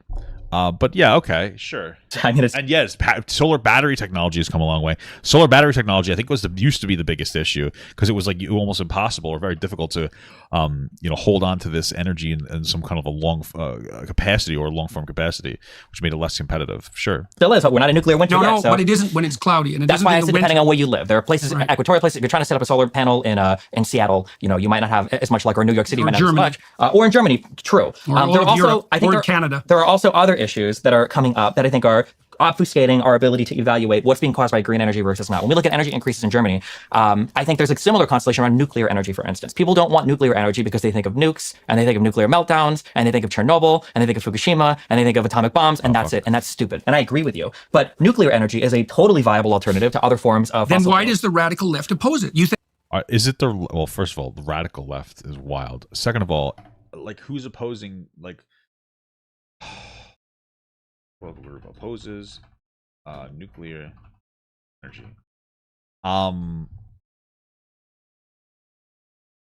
Okay, so it does. Let's see. It seems like upon this that like more Republicans are most supportive of nuclear power among party groups. President Joe Biden has advocated for nuclear power as one of his. Okay, why call it the radical left? Like it sounds like, I mean, I'm surprised there's not a bunch of fucking boomers thinking that they're going to die because of nuclear energy.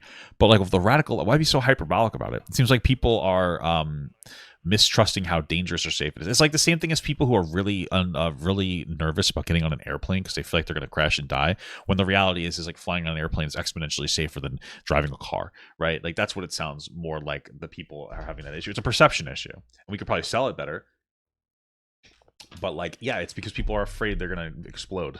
it's just this See, you For the might be just- same reason the right opposes vaccines, because it sounds scary and it's a big thing and they don't trust it.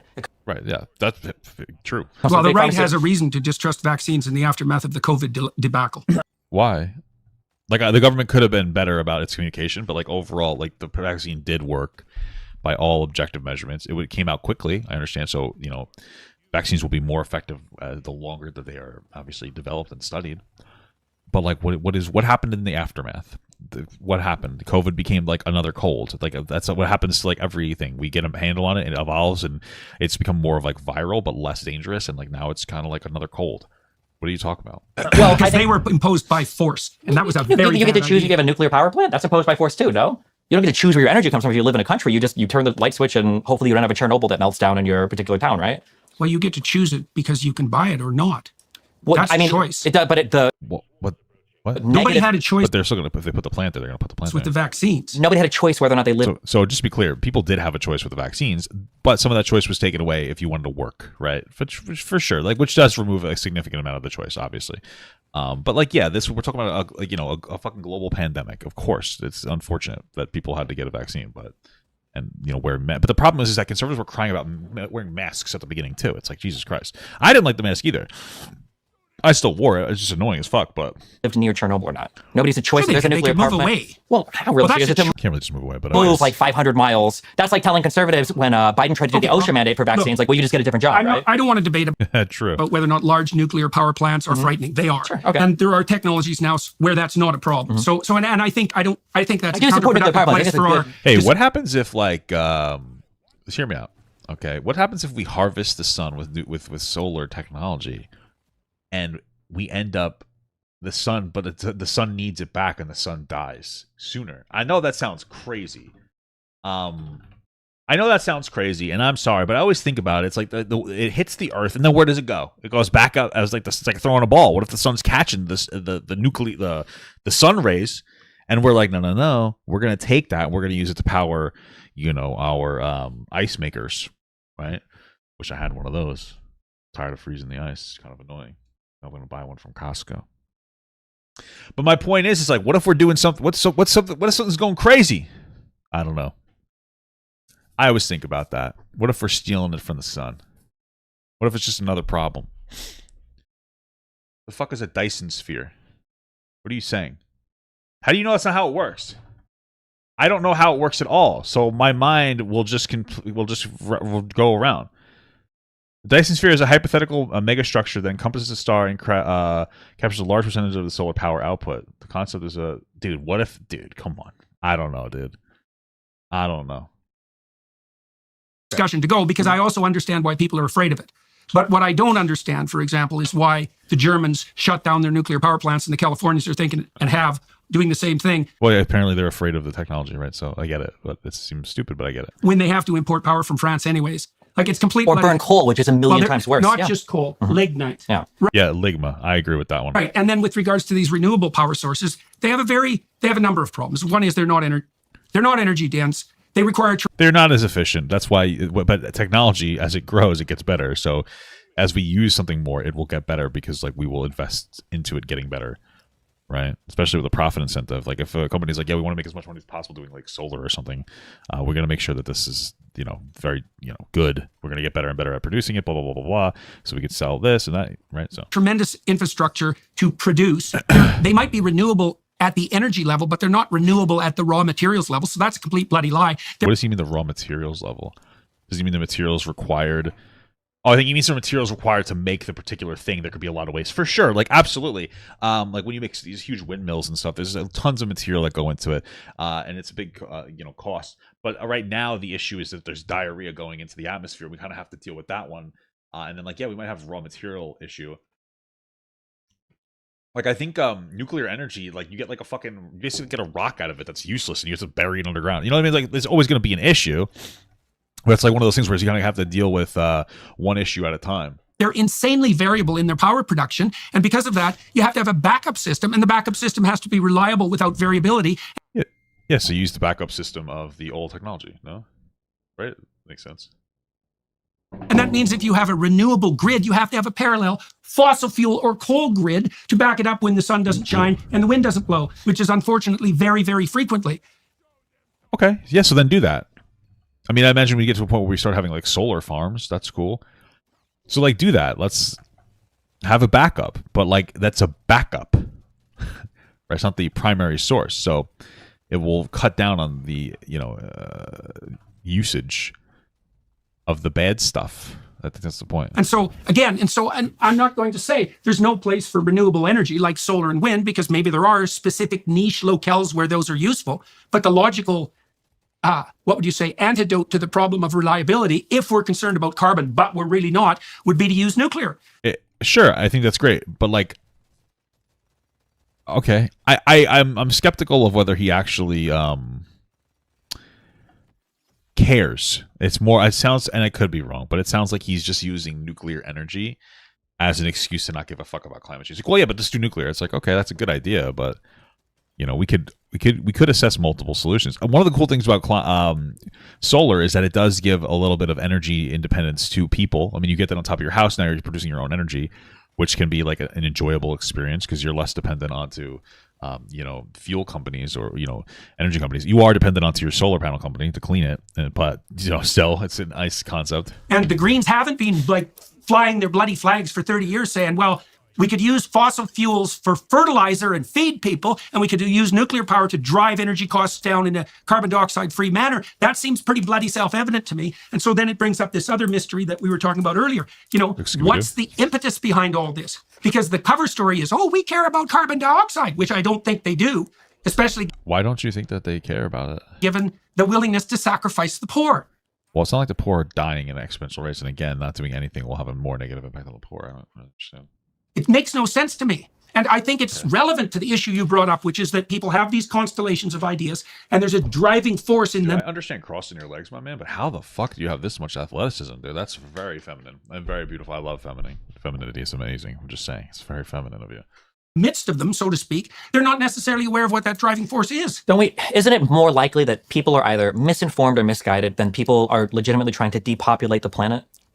look, misinformed and ignorant, that's plenty relevant and worth considering. And stupidity is always a better explanation. Okay, that's an interesting concept. I think Testing is just trying to like de-radicalize. Like, yeah, maybe some of these policies are just bad because of ignorance, not because there's some kind of magical guiding force trying to kill people. You know what I mean? It's like, okay, yeah, good point. Than malevolence. But malevolence is also an explanation. And no, I don't think it's a better explanation because why would we waste so much money sending food aid, having Bush do, programs through Africa for AIDS, having other billionaires like Bill Gates invest so much money in anti-malarial stuff? Like, why would all the global elites be so invested in helping and killing the people here? They'll just say like a virtue signal or something at the same time. Well, some of it's confusion. Okay. And some of it's the fact, many things can be happening simultaneously. Okay, well, how do you figure out which one is which, though? A fair bit of internal paradox because people just don't know which way is up often. But the problem with the argument, okay, so you tell me what you think about this. So, Hitler's cover story was that he wanted to make the glorious Third Reich and elevate the Germans to the highest possible status for the longest possible period of time. Okay, but that wasn't the outcome. The outcome was that Hitler shot himself through the head after he married his wife, who died from poison the same day, in a bunker underneath Berlin while Europe was in flames. Well, he was insisting that the Germans deserved exactly what they got because they weren't the noble people he thought they were. And then you might say, well, Hitler's plans collapsed in flames, and wasn't that a catastrophe? Or you could say that was exactly what he was aiming for from the beginning.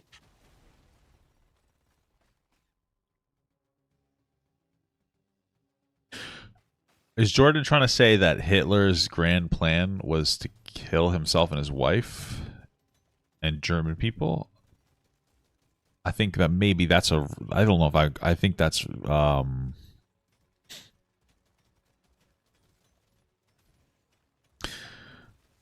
why do you think that? What possessed you to come to this conclusion about Hitler? I surely don't understand what's happening anymore. Because he was brutally resentful and miserable right from the time he was, a rejected artist at the age of 16. And so he was working, or something was working. So you think that's more commonsensical?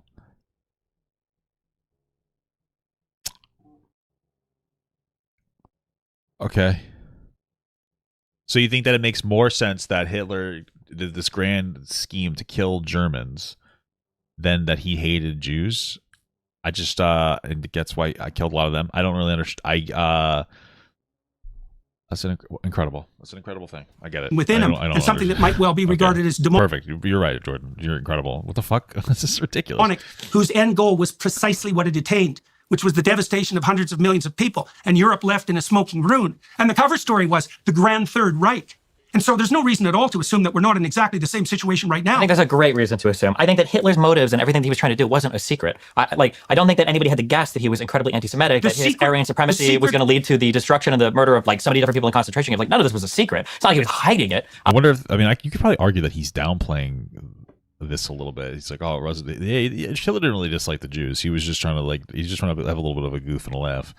It's like, oh, this might be a little anti-Semitic. Okay. He tried to maybe hide the death camps, but nobody in Germany was wondering, wow, crazy the pogroms are happening against Jewish people. That's so crazy. Or, wow, they're all being shipped to just mainly the Jews to camps to work. That's kind of interesting. Or, wow, he talks about this a lot in Mein Kampf, but maybe it's just a coincidence. I don't think you can compare Hitler to people that are worried about climate change. The worry that I have here is because I think Hitler might be a little worse. I don't know. He might be a little bit worse. I don't know. Applying this, people in Germany thought Hitler was perfectly motivated by the highest of benevolent. Maybe some people did. Maybe some people were following orders. I don't know.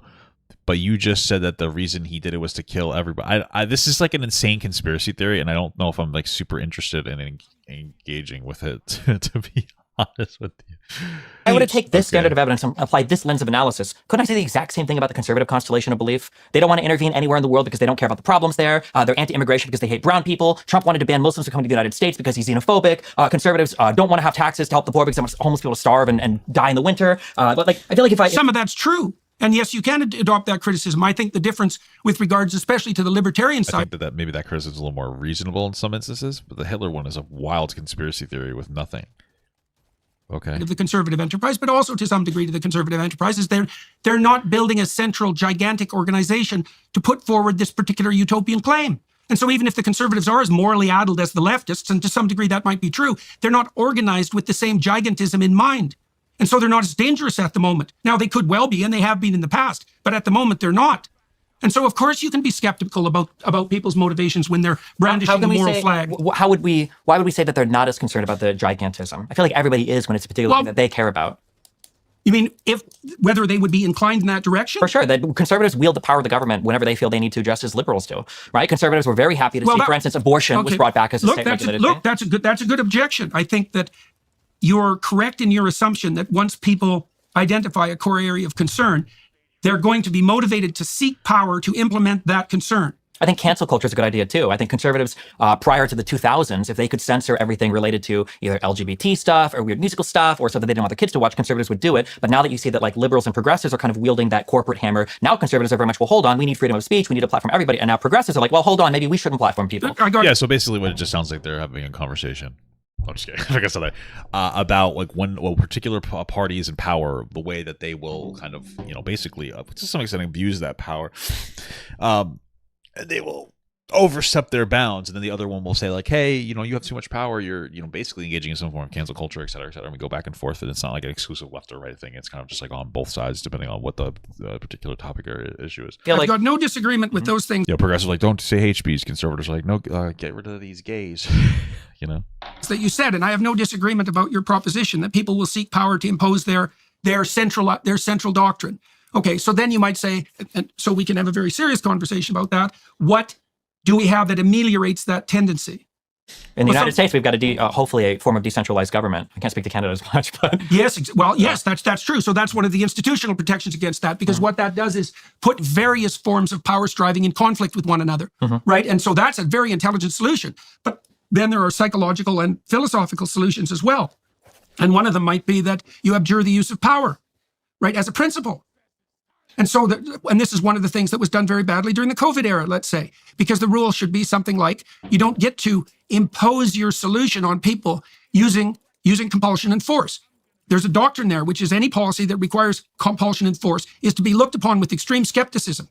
I agree with that. You should be incredibly skeptical about COVID. Absolutely. But we also don't understand that when, the more intense a scenario, the more you have to do something about it. COVID wasn't just a silly little thing that happened. It was a pretty big deal, contrary to what a lot of people want to believe, mostly, fucking conspiracy theorists. It was a big deal. I worked through it. I know it from firsthand, and you can look at the data too.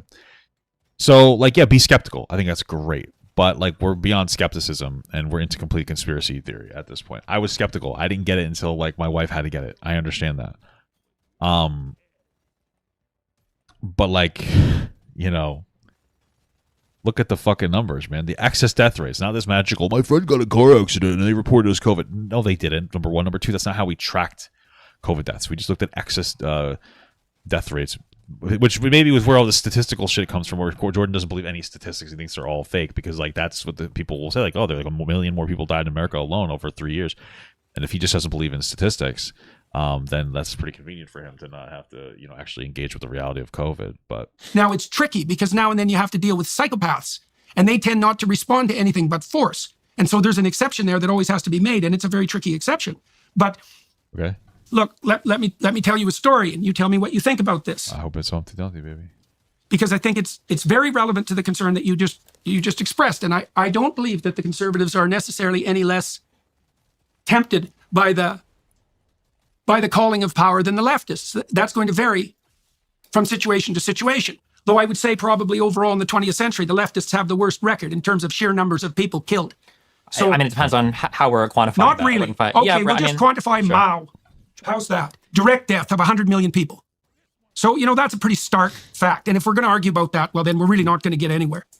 So, I'm not disagreeing that the Holodomor happened as well. The Soviet Union and China were horrible. I mean, I'm not going to. I think he's talking about how you would quantify if you're labeling a conservative death through capitalism and starvation, et cetera, is also just as bad or maybe worse. Depending. I mean, it's more widespread, so you'd imagine there's more numbers from this. But okay, yeah, of course. It's a war of. I'm just saying for World War II, it depends on how much you attribute the war deaths to Nazi Germany, et cetera. But sure, largely speaking, I don't think that the left beat the right because the right wasn't trying. I don't think it's because Hitler Hitler's lack of trying led him to kill less people than who ended up dying during the Great Leap Forward or during the industrialization of the Yes, well, I also think it's an open question still to what degree Hitler's policies were right-wing versus left-wing, and no one's done the analysis properly yet to determine that. Well, what do we because consider? it was a national socialist movement for a reason, and the socialist part of it wasn't accidental. Well, but I mean, there was no, cooperatively formed businesses that were owned by all of the people, for the people, and distributed to the people. And I don't think redistribution was high on Hitler's list of things to do. That's true. It was a strange mix of totalitarian policy. I don't think it was a strange mix. I think it was a bid to appeal to mid-left and center-left, the KPD and the German Socialist Party by calling themselves National Socialists. I think it was very much like an authoritarian, ultra-nationalist regime that pretty squarely fits with.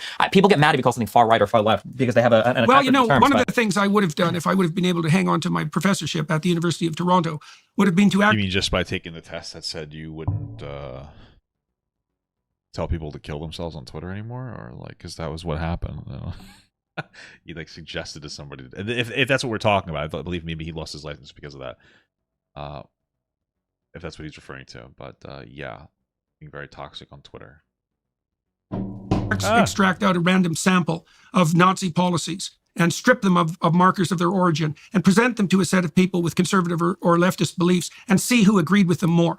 And that analysis has never been done as far as I know. So we actually don't know. And we could know if the social scientists would Why don't you go do it? Do their bloody job, which why don't you just fund it then? They don't, generally speaking.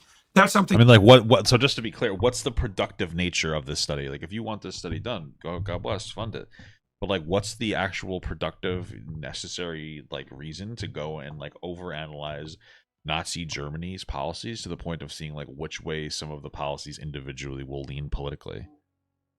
Like, what does that help us do? I'm genuinely curious. Like, what does that actually help us do? Like, identify that some behaviors are bad and some behaviors are good. Like, okay.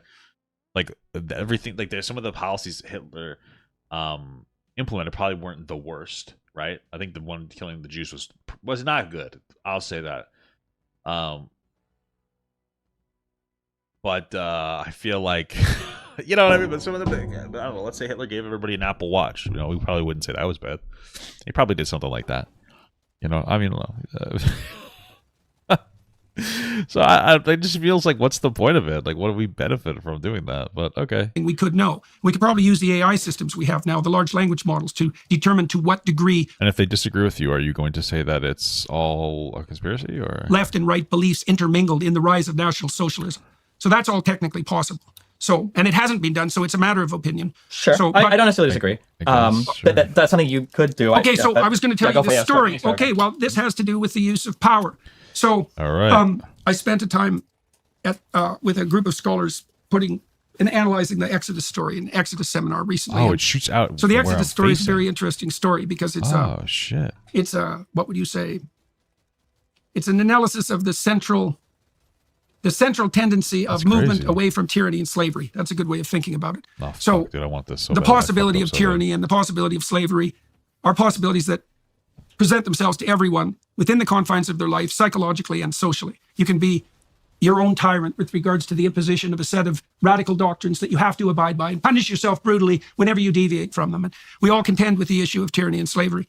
And there's an alternative path, and that's what the Exodus story lays out. And Moses is the exemplar of that alternative path, although he has his flaws. And one of his flaws is that he turns too often to the use of force. So he kills an Egyptian, for example, an Egyptian noble who has slayed a Moses' Hebrew slave brothers, and he has to leave. There's a variety of indications in the text that he uses his staff, he uses his rod, and he uses power when he's supposed to use persuasion and... Yeah, I'm about to fucking use my staff to de-stress after that. Legal or verbal invitation and argumentation. Oh, and this happens most spectacularly right at the end of the sojourn. So Moses has spent 40 years leading the Israelites through the desert.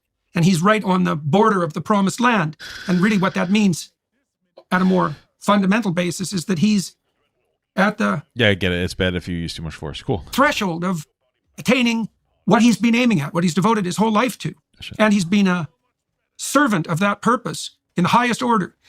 And the Israelites are still in the desert, which means they're lost and confused. They don't know which way is up. Maybe they should have had a GPS. Huh? They're still slaves. And now they're... You don't think they knew which way was up? Come on, man. That's not true. They're dying of thirst, which is what you die of. Spiritual thirst. Okay. If you're sufficiently lost. And what is happening here? Like, what's up with this fucking anecdote? Who does this appeal to? This is fucking crazy. they go to Moses and ask him to intercede with God, and God tells Moses to speak to the rocks so that they'll reveal the water I like the Rock. He's pretty good. within. Can you spell And Moses Walker strikes down? the rocks with his rod twice instead, right? Damn, I've been there, brother. I used my rod on some other dude's rocks before. He uses force. And so God says to him, Hey, you'll now die before you enter the promised land. that's It's not Joshua who enters and not Moses. Okay, and good. you The giraffe from Toys R Us, or might wonder why I'm telling you that story. I'm I telling you that certainly story am. because those concepts at the center of that cloud of concepts that you described are stories, right? They're stories. And if they're well formulated, they're archetypal stories. And this is an archetypal story that's illustrating the danger of the use of compulsion and force. No, and so one of the problems you're obviously obsessed by, and that right. So basically, I learned this thing when I was younger. I drank a gallon. I tried to drink a gallon of milk, and I threw up.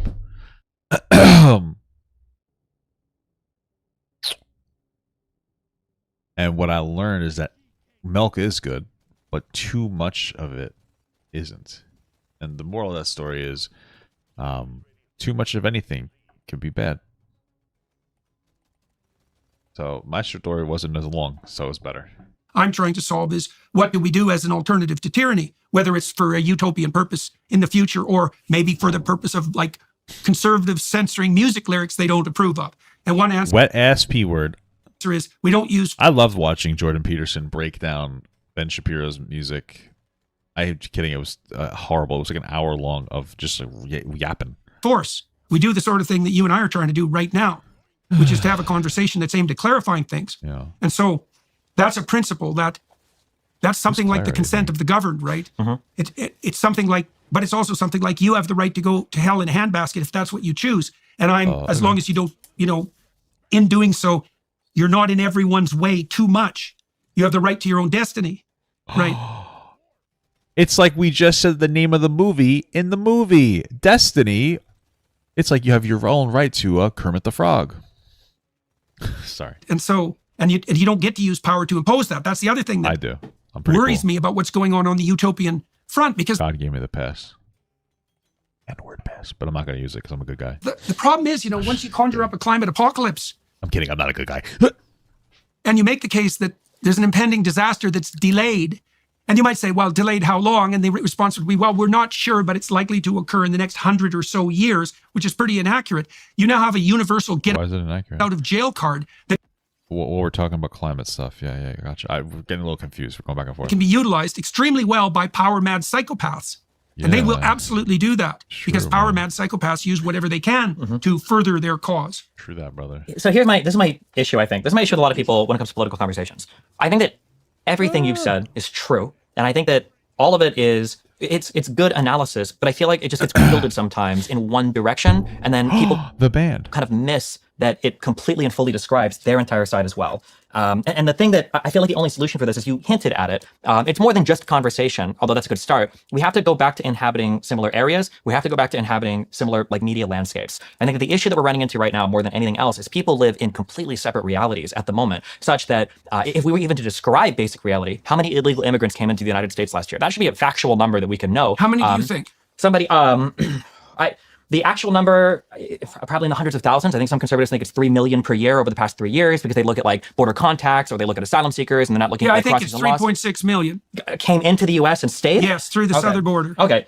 So The historical, Wait, the okay, historical average is about a million. I understand this, sure. Well, historically, there's 13 to 15 million people full stop in the United States illegally. That's the whole history of illegal immigration to the United States. But but hey, maybe I'm wrong there, right? So we can say that that's an example of us living in a fundamentally different reality.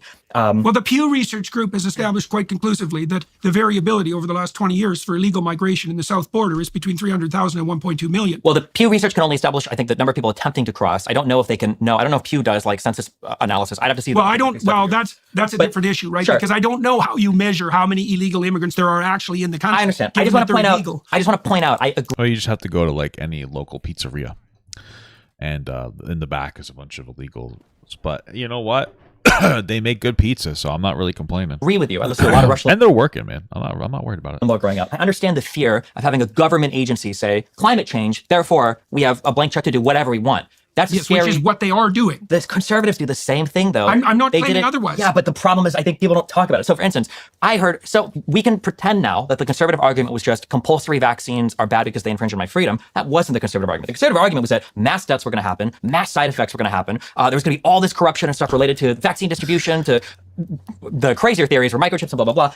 None of that came true. Absolutely none of the conservative fear-mongering related to the mRNA vaccines came to fruition. But now that's all forgotten. And that was used What do you as mean an none of it? excuse What to- do you make of the excess? Imagine What, dude, how many ads are there? All right, guys, check out iListening. Listening.io. Transform the way you listen. Ayo! Incredible. that's listening.com/Jordan and use code Jordan at checkout today. forgotten. And that was used What do you as mean an none of it? excuse What to- do you make of the excess deaths? COVID. What do you mean? What do you make of the COVID killed people? What? For related to vaccines, there are almost none. The mRNA vaccines have been administered to excess for deaths related in to Europe. vaccines. We don't. No. absolutely. We don't know. Absolutely know. We absolutely. Wait This a is sec. like settled science. What do we know? In terms of vaccine related. No. That's not my question. What is he talking Excess deaths in Europe are up about 20%, and they have been since the end of the COVID Sounds pandemic. really high to me. 20%. Go look. Go I'll look. check afterwards. But is this including like the Ukrainian war with Russia? No, it's not including the Ukrainian war. Okay. No. What no, are you implying that you think it's because of vaccines? I'm or- not implying anything. I'm Well, but saying you're- what the excess deaths are. But Now, what is your take on what's causing it? well, You said that, simplest- and you said that in a counter to me describing mRNA vaccines. You said, "Well, the excess deaths are 20%." That makes sense. The implication is that the vaccines are causing it. Or leading to okay, it? first of all, something is causing it. Where do we see this 20% excess death rate increase since COVID has ended? Still, I don't think I believe that. Is there a statistic I can look at for that and goon over it? 2024, like what? What is he referring to? What statistic is he referring to?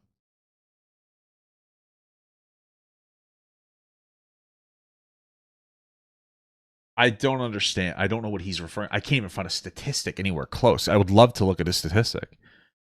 I don't know what he's referring to. I can't find a single thing on it. Somebody find it for me and tell me.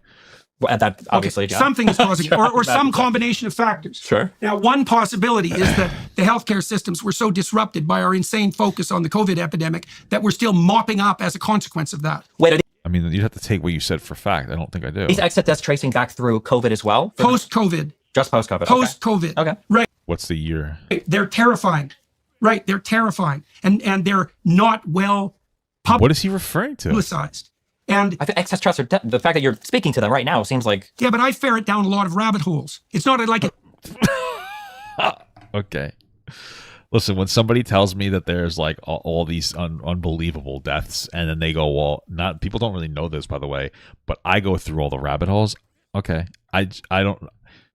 What's the statistic you're referencing specifically? Because it sounds like it sounds like you're on Facebook too much. It's front bloody page news on the New York Times. sure, but I think excess deaths that's a metric that you can Google, and I'm pretty sure there are like 3 different huge organizations that track excess deaths around the world. And in different Many more countries. than 3, yes, in every single European country. Okay. Right. Okay. Well, so one relatively straightforward hypothesis is that it's a consequence of the disruption of the healthcare system, the staving off Well, that's if this is true, and I don't. of cancer treatment, etc. The increase in depression, anxiety, suicidality, and alcoholism that was a consequence of the lockdowns. The economic Oh, so those would be gone. A lot of that would be done with, but also like maybe some people are just more depressed in general because of social media representation and fear mongering that is stressing them out. Jordan, I don't know. disruption. And there's plenty of reason to believe that some of that is the case. But the other obviously glaring possibility is that injecting billions of people with a vaccine that was not tested by any stretch of the imagination. This is not true, but okay. It came out fast for sure. Understandable. Skepticism is good. It was tested. It just didn't go through the trials like it usually would have because it was something that we needed stat. So with the thoroughness that it should have before it was forced upon people also might be a contributing factor. Partly because we a contributing factor to this amorphous statistic he's found while going through a rabbit hole. know that it led to a rise in myocarditis among young men. And we also know that there was absolute Was it a substantial? Because myocarditis can be caused as a symptom of the COVID vaccine. It also can be caused in exponentially greater impact by getting COVID, right? So just to be clear, even if that was the case, is you think it's all because of the vaccine, or do you think that some people got COVID and it increased this? Because now COVID isn't as dangerous as it used to be, right? So people might be getting it like the flu and having an issue with like myocarditis, like this. Okay, crazy stuff. Incredible. No reason whatsoever to ever recommend that vaccine was delivered to young children whose risk of death at COVID was so close to zero that it might as well have been zero. So just to be clear, the reason why kids were like given vaccines was, or in general, why there was an advocacy, is because there were people that were higher risk, like people who were obese and old, and had like previous health conditions. Yes, people shouldn't be fat. I understand that. I shouldn't be fat, but that's just the world we live in.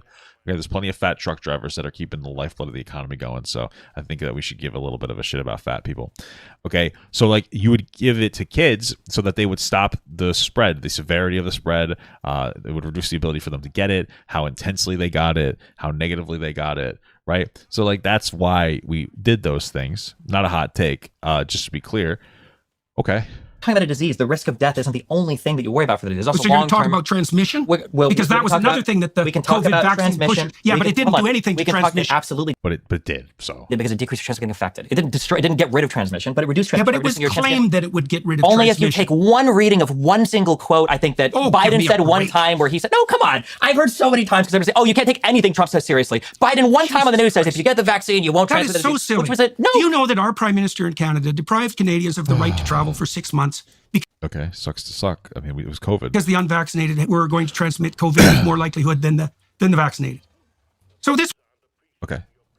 Yeah, this COVID was bad, guys. It's a hot take. It wasn't one bloody statement. This was thorough government policy. Okay, so just to be clear, it sounds like Biden misspoke. Who would have thought, right? And said that they would fucking stop the transmission in general, which wasn't true. Obviously, nobody in their right mind would have ever believed that, but okay. But versus like the things that people are willing to accept from Trump and like downplay, like yeah, sure, like okay, sorry, yeah, he shouldn't have said that. Okay, let's move on. Like okay, I'm saying is there wasn't a statement given that if you get vaccinated, there's a 0% chance of transmitting the disease. The idea is that vaccines were supposed to help because it reduces your hospitalization, it reduces death, and it reduces transmission. Hopefully by making it so that people don't get sick or don't get sick for as long. All three of those things the vaccines did exceedingly well. They continue to do that to this day, but especially for the first variant and then the Delta variant, the vaccines helped immensely here. They were tested. The myocarditis rates are like 7 out of 100,000 injections, and the myocarditis is generally acute, and it's generally not as bad as even getting the coronavirus itself, which will lead you also to have a much worse side effect than side effects that have caused other vaccines to be taken off the market before. A 7 out of 100,000 rate of acute myocarditis or pericarditis is not a worse side effect than any other vaccine. I think that is a completely acceptable, given that the disease itself is more likely to cause myocarditis or pericarditis. Yes, I don't think the data suggests support that presupposition anymore. The latest peer-reviewed studies show that that's simply not true, especially among young men. That doesn't make any sense to me. So there is an age bracket of young men where the elevated rate of myocarditis, acute myocarditis from the vaccine might have been higher, but we're talking about like 3 or 4 cases per 100,000 people. And again, myocarditis, pericarditis are generally acute conditions. Well, they don't last for very long. I told you at the beginning of this conversation that the progressive leftists were on the side of the pharmaceutical companies. It's not about being on the side of the pharmaceutical companies. It's on the side of being about data. I mean, it sounds like acute means like not very impactful. So okay. It's about really, yeah. It's interesting. Like once Jordan got cornered there with like actual facts and data, he broke down. He's like, "See, look, you leftists, you just believe everything." And it's very difficult to talk to somebody who's a conspiracy theorist that won't take any statistic that disagrees with their worldview. It's just like an unfortunate reality of the situation. Like people are kind of like lost at that point. Yeah, well, what I see as the unholy part of that alliance with the pharmaceutical companies is that it dovetails with the radical utopians' willingness to use power to impose their utopian vision. Well, then what do you? You can't really make the assertion that leftists love pharmaceutical companies when they're criticizing pharmaceutical companies in my opinion, absolutely at higher rates than conservatives are. I mean, like the whole concept of some kind of universal healthcare system is saying that the pharmaceutical companies have too much control and they're fucking decimating people by exerting that control. So it's like, yeah, when it comes to COVID, it's like, oh, this is a big deal. Let's deal with it. But in general, like, no, absolutely not. Like, it's crazy. Because otherwise, how would you explain it? Because the leftists should have been the ones that were most skeptical about the bloody pharmaceutical companies. And they jumped on the vaccine bandwagon in exactly the same way that you're doing right now. Pharmaceutical companies have helped us tremendously. Yeah, right. There we go. Fine. No, I don't think so. No, I don't think so. You're just wrong. I think I think modern medicine hasn't helped us. That's a fucking interesting. Like, here's the thing. I've gotten good treatment going to the doctor, it's just fucking expensive. It sucks. Like, I want a medication called Farxiga. It's incredible. It's lowered my blood sugar exponentially more than, from my firsthand experience, more than fucking insulin has. But it's $40. It sucks. $40 a month. It's like, yeah, medicine's great, but it's so goddamn expensive for no fucking reason. And there's even a generic out, but like the generic's more expensive. It's so weird. I think it's like an insurance company issue. My point is, it's like, yeah, like pharmaceuticals and stuff, that's good. People like are more, it's like the cost that people are pissed off about more than anything else, because this stuff should be more available. So it's just, he doesn't even have like a very good analysis on this. I see. So you don't think that the pharmaceutical companies who dominate the advertising landscape with 75% of the funding are corrupt? Of course they're corrupt, but it's like, what does that corruption look like? The corruption looks like, in most cases, being overly priced. Corrupt is a very broad. No. It's. Do you think that corrupt with a tinge of malevolence? Do you think willing to extract money out of Why Jordan is fucking crazy. People by putting their health on the line. This is the thing, is that like this is a whole big part of his like world narrative when it comes to trans people. Like he thinks that like there's this like magical money making scheme where the people like the government or the fucking pharmaceutical companies or the doctors are trying to make people trans for money. Like Jordan's lost in the fucking sauce. Like he's actually insane. Thank you so much for the $5 here for the memes. Just turning into your stream. Was watching this video on my own. What is your take so far? My take is that Jordan's fucking crazy, man. He's definitely gone down the rabbit hole, dude. Blame Ethan. I blame Ethan, dude. Ethan should have been friends with Jordan. This would have never happened, dude. This never would have happened, bro. You don't believe that? Do you think that we get effective drugs from pharmaceutical companies? Not particularly. Are you, Jordan? Are you on drugs? But like legal ones, like good ones, not like benzos or anything. Okay. Do you think that any vaccines work? Yes. Do you think that any? I don't very loud. think 80 of them work at once for babies. What the fuck are you talking about, dog? 80? Oh my god, I think I have ADHD right now. What the hell's happening? I think that's a little risky. But yet we've been on this vaccine schedule for how many decades? Like and this, like this, not like this. What is he talking about? Like this? What is that referring to? Not carefully. I've seen Italians make that hand gesture, so I don't understand. I had a ton of vaccines when I was a child. I'm pretty sure that was the norm for people. There were a ton of vaccines. There's way more now. Okay. And you think you can understand why. I mean, what does it mean that there's way more now? Like, what does that mean? Yeah, there's a lot of bad diseases and stuff, so people have more. I mean, I don't even know if it's true that we have more vaccines, but that would be the understanding I would have. Okay, cool. Look, part of it, no doubt, part of it is a consequence of the genuine willingness to protect children. But the moral hazard is quite clear, and people on the left used to be aware of this. What do you think the mRNA vaccine, the speeding up of it came from? How do you make for the fact that it was Donald Trump that did warp speed? Terror. Foolish panicking, just like we're doing with the climate issue. So you think Trump was panicking? Was he in bed with the pharmaceuticals? Was he working with the left? Or was it just that was the only panicky thing he made? He didn't try to push for the mass lockdowns like other far left people would want him to do. That was just the one mistake he made, was the pushing for the vaccine? No, I think Trump undoubtedly made all sorts of mistakes, and it certainly wasn't only the left that stampeded toward the forced COVID vaccine. Fuck is COVID? Hey, thank you so much for the $10 from Jen. As a fan of H3, I do agree with you. Blame Ethan. Yeah, don't actually like legitimately blame him, but I do think he could have stopped this Jordan Peterson meltdown fucking arc. In all honesty, which I think is like Jordan's actual arc. I think that it's ironic that he was talking about people being incredibly distressed because of COVID and whatnot, which there's a level of truth to mental health getting worse because of like just people, the lockdowns, and that there's a level of truth to that. Nothing is perfect. But it's interesting because this guy's gone full conspiracy brain. Like he is completely lost inside of the sauce. And I think that maybe he's projecting a little bit because he's hysterical now. Like what he's struggling to have conversations about these topics while getting really amped up, which means he a lot of his political philosophy relies onto like these conspiracy narratives. And I find it really interesting when you kind of look at it more, because Ben Shapiro, I know this sounds like I'm going weird, but Ben Shapiro is I like Ben Shapiro. I think he's a very reasonable, rational person, and I can see where he comes from in his beliefs, but he doesn't seem particularly conspiracy brained. But if you see people around him, they're getting picked off like flies. Like Jordan Peterson, fucking conspiracy brain. Candace Owens has been doing like seemingly a lot of anti-Semitic like just shit, which is why she's now departed from the Daily Wire. Conspiracy brain. And so it's like, it's interesting. I wonder how Ben is, what that relationship's going to be as time goes on, if we're going to see that of like with all these people getting so fucking conspiracy brained. I wonder what his relationship with that's going to be. I'm being so like in the Daily, even Matt Walsh is like anti-trans conspiracy brained, you know.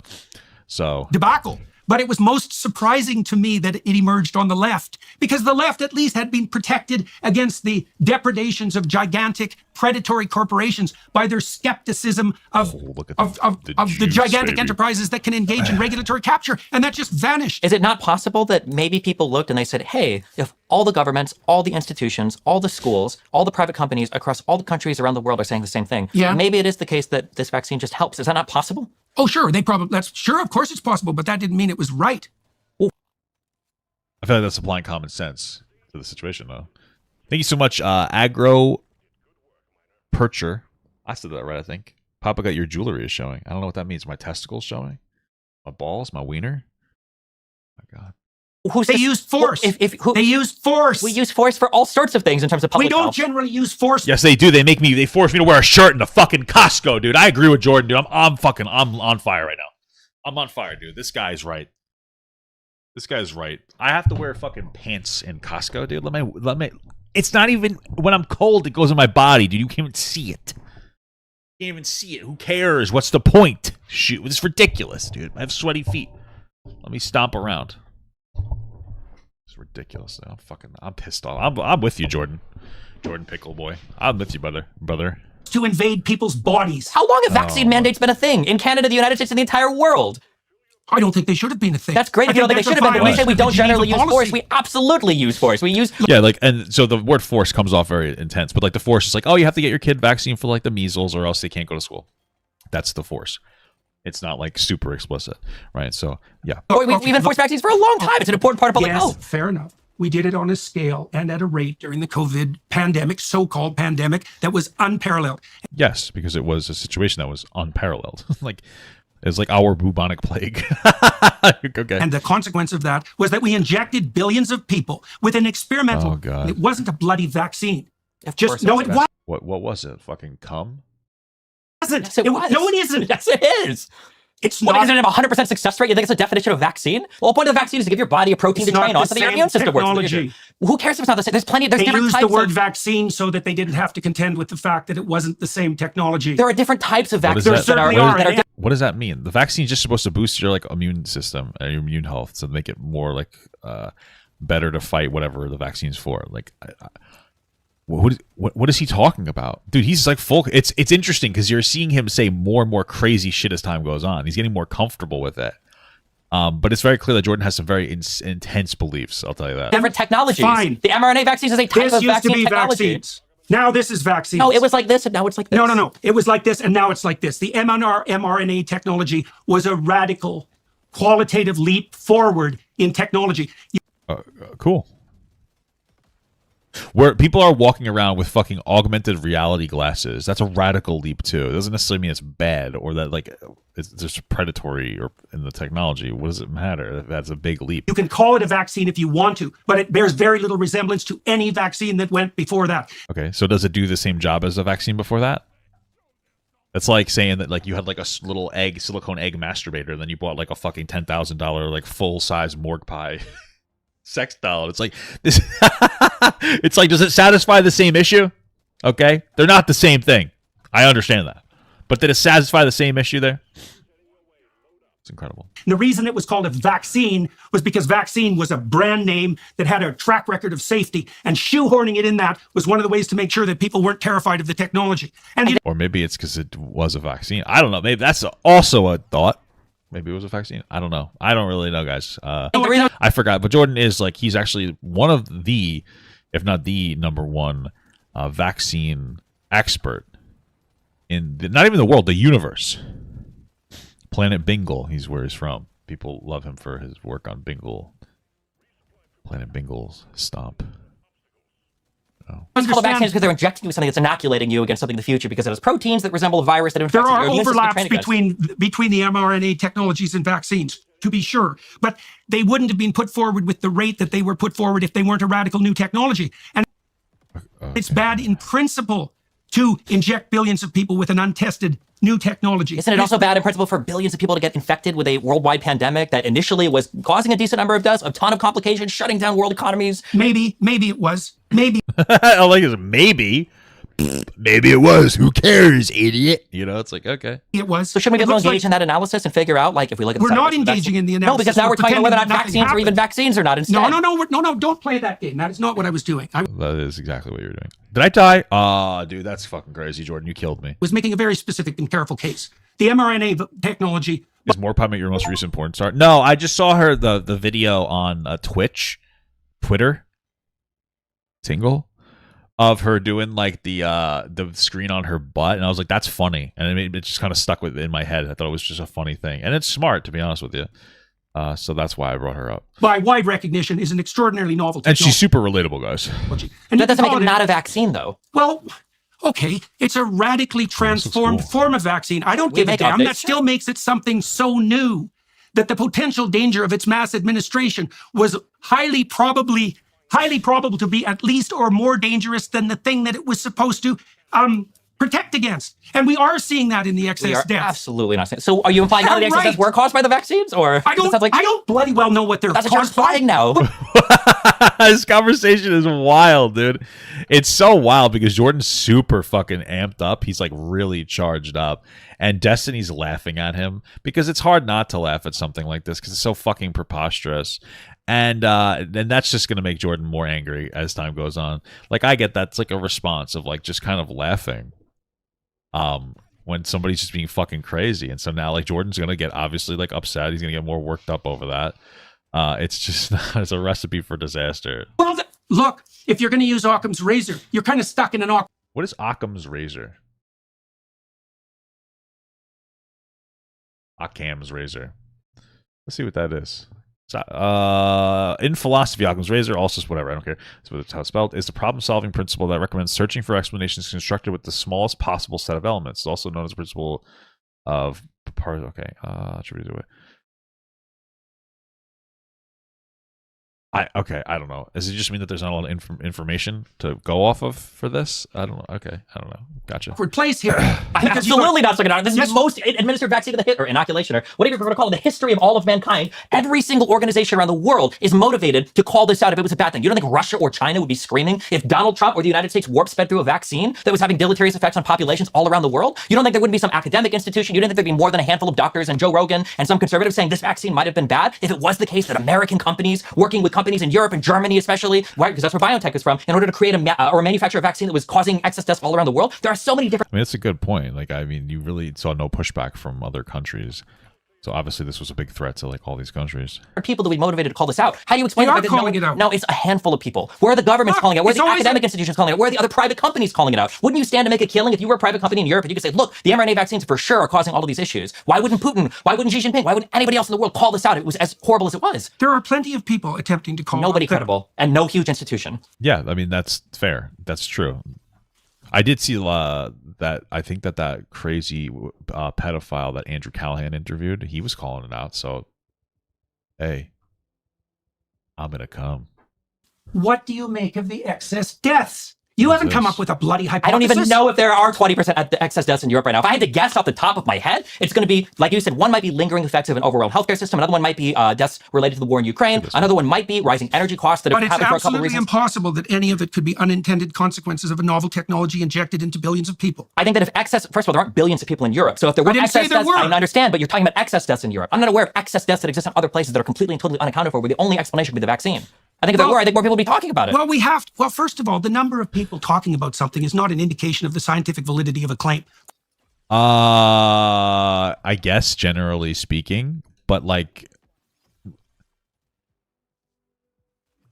the point that I think Destiny's making is more that like this is not like a super mainstream perspective that you have. It's an insane conspiracy theory with no actual backing in any capacity, common sense wise, or statistical. So I Quite the agree with that, contrary. but for a Well, then vaccine why that are was- you using mass consensus as the determinant of what constitutes Because truth? I think for That's something, never been the case. Because I think for something that was given to billions and billions of people, if this was something that was having a measurable effect on people, it would be impossible to cover it up or ignore it. Well, We what do wouldn't you- have to look at the one All case right. brought up on a documentary. We wouldn't have to look at the one thing being talked about. Then what do you make but of the VAERS data? the what data? There's more negative side effects reported from the mRNA vaccines than there were reported for every single vaccine ever created since the dawn of time. and not by a small margin. So it's not just the excess deaths. I agree. It's the VAERS data. What is VAERS data? It's the database that until the COVID-19 I mean, is that just because more people got this? Like, what are the side effects? pandemic emerged, and we had the unfortunate consequence that there were so many side effects being reported. It was the gold standard for determining whether or not vaccines were safe. And now, as soon as it started to misbehave on the mRNA vaccine front, we decided that we were going to doubt the validity of the VAERS reporting system. Okay, the VAERS reporting system never the gold standard for anything. VAERS reporting is just if you want to report that there is some issue that you have after getting a vaccine. That's it. I think it's What do you mean vaccine that's it? adverse. What the hell do you think it was set up for? To report. So some of those side effects are soreness of the injection site, fatigue, headache, body ache, fever. Of course, it would be whatever the heart condition is, myocarditis that they were talking about. I think that's a heart condition that they were talking about before. So I don't know what this data is. I don't know what they're referring to specifically. I'm kind of looking at it on the side. But what I will say is that, like, it doesn't mean that it's anything massive. There might be just maybe people got more. I was very fatigued after my first COVID shot. I imagine that would be considered part of this list. It was short term. I was good in a few days. Like, you know, so like, what are we talking about? Are we talking about people that got like fucking heart attacks, or are we talking about people that like had a headache afterwards for a little while? I think my wife got headaches for a bit. You know, what is it that we're referring to here? You know, or adverse events that happen after a vaccine to track and see if something was related to the vaccine. Right. So most people didn't even know VAERS existed until after the COVID vaccine. Once people know that it exists, then they sensationalize it to try to make it seem like this is like the big deal, and now everybody, I kind of get what he's talking about. of course, more people are going to engage with it. But what happens? So when it's you all submit a noise. report? No, it could be or couldn't be. So what do? When a bunch of Well, you first of all might begin by suggesting that maybe it's not all noise. Correct. So when Especially all given of the these excess things are deaths. admitted to VAERS, what they do is from there they investigate. All you can do, all VAERS is I might go and get a vaccine, and maybe in 3 days ago, I've got a headache. I'm gonna go ahead and like call my doctor and make this report, and they'll say, okay, well, it's an adverse event after vaccine. Doesn't mean Okay. the vaccine caused the headache. And now that more people know about this system than ever, I'm saying I'm that just the saying that VAERS VAERS is not system the was gold plasma. standard of determining if a vaccine is Compared working to or not. what? Compared to actual longitudinal, prospective, randomized controlled trial You mean studies. like the ones they should have done to the goddamn vaccines? Like the ones that they did do for the vaccines, and they continue to do to this day. Yes, that is correct. Yeah. Yes, You really correct. think that you're in a position to evaluate the scientific credibility of the trials for the vaccines, do you? No. I'm not. I don't think Destiny would say that either. I think what he's going to say is, I listen to the science and the robust statistics. That's probably. I mean, there's no way. You? No, I don't. So I have to yeah. trust. Then what are you I doing? have to do- what I have don't to- trust I them. have to I looked trust at the bloody data. First of all, you have. Yeah, I mean, what does it matter that he looked at the data? Like, interpreting data is difficult. Also, Jordan's a conspiracy theorist, but like, parsing through data is difficult. You just saying I looked at it doesn't mean anything.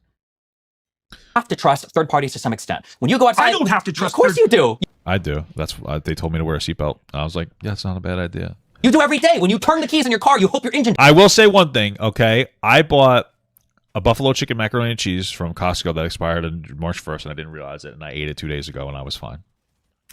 So it sounds like we don't need to verify things with third party, because expiration dates are a fucking myth perpetuated by the woke left to try to throw away food to taunt and kill homeless people. Just kidding.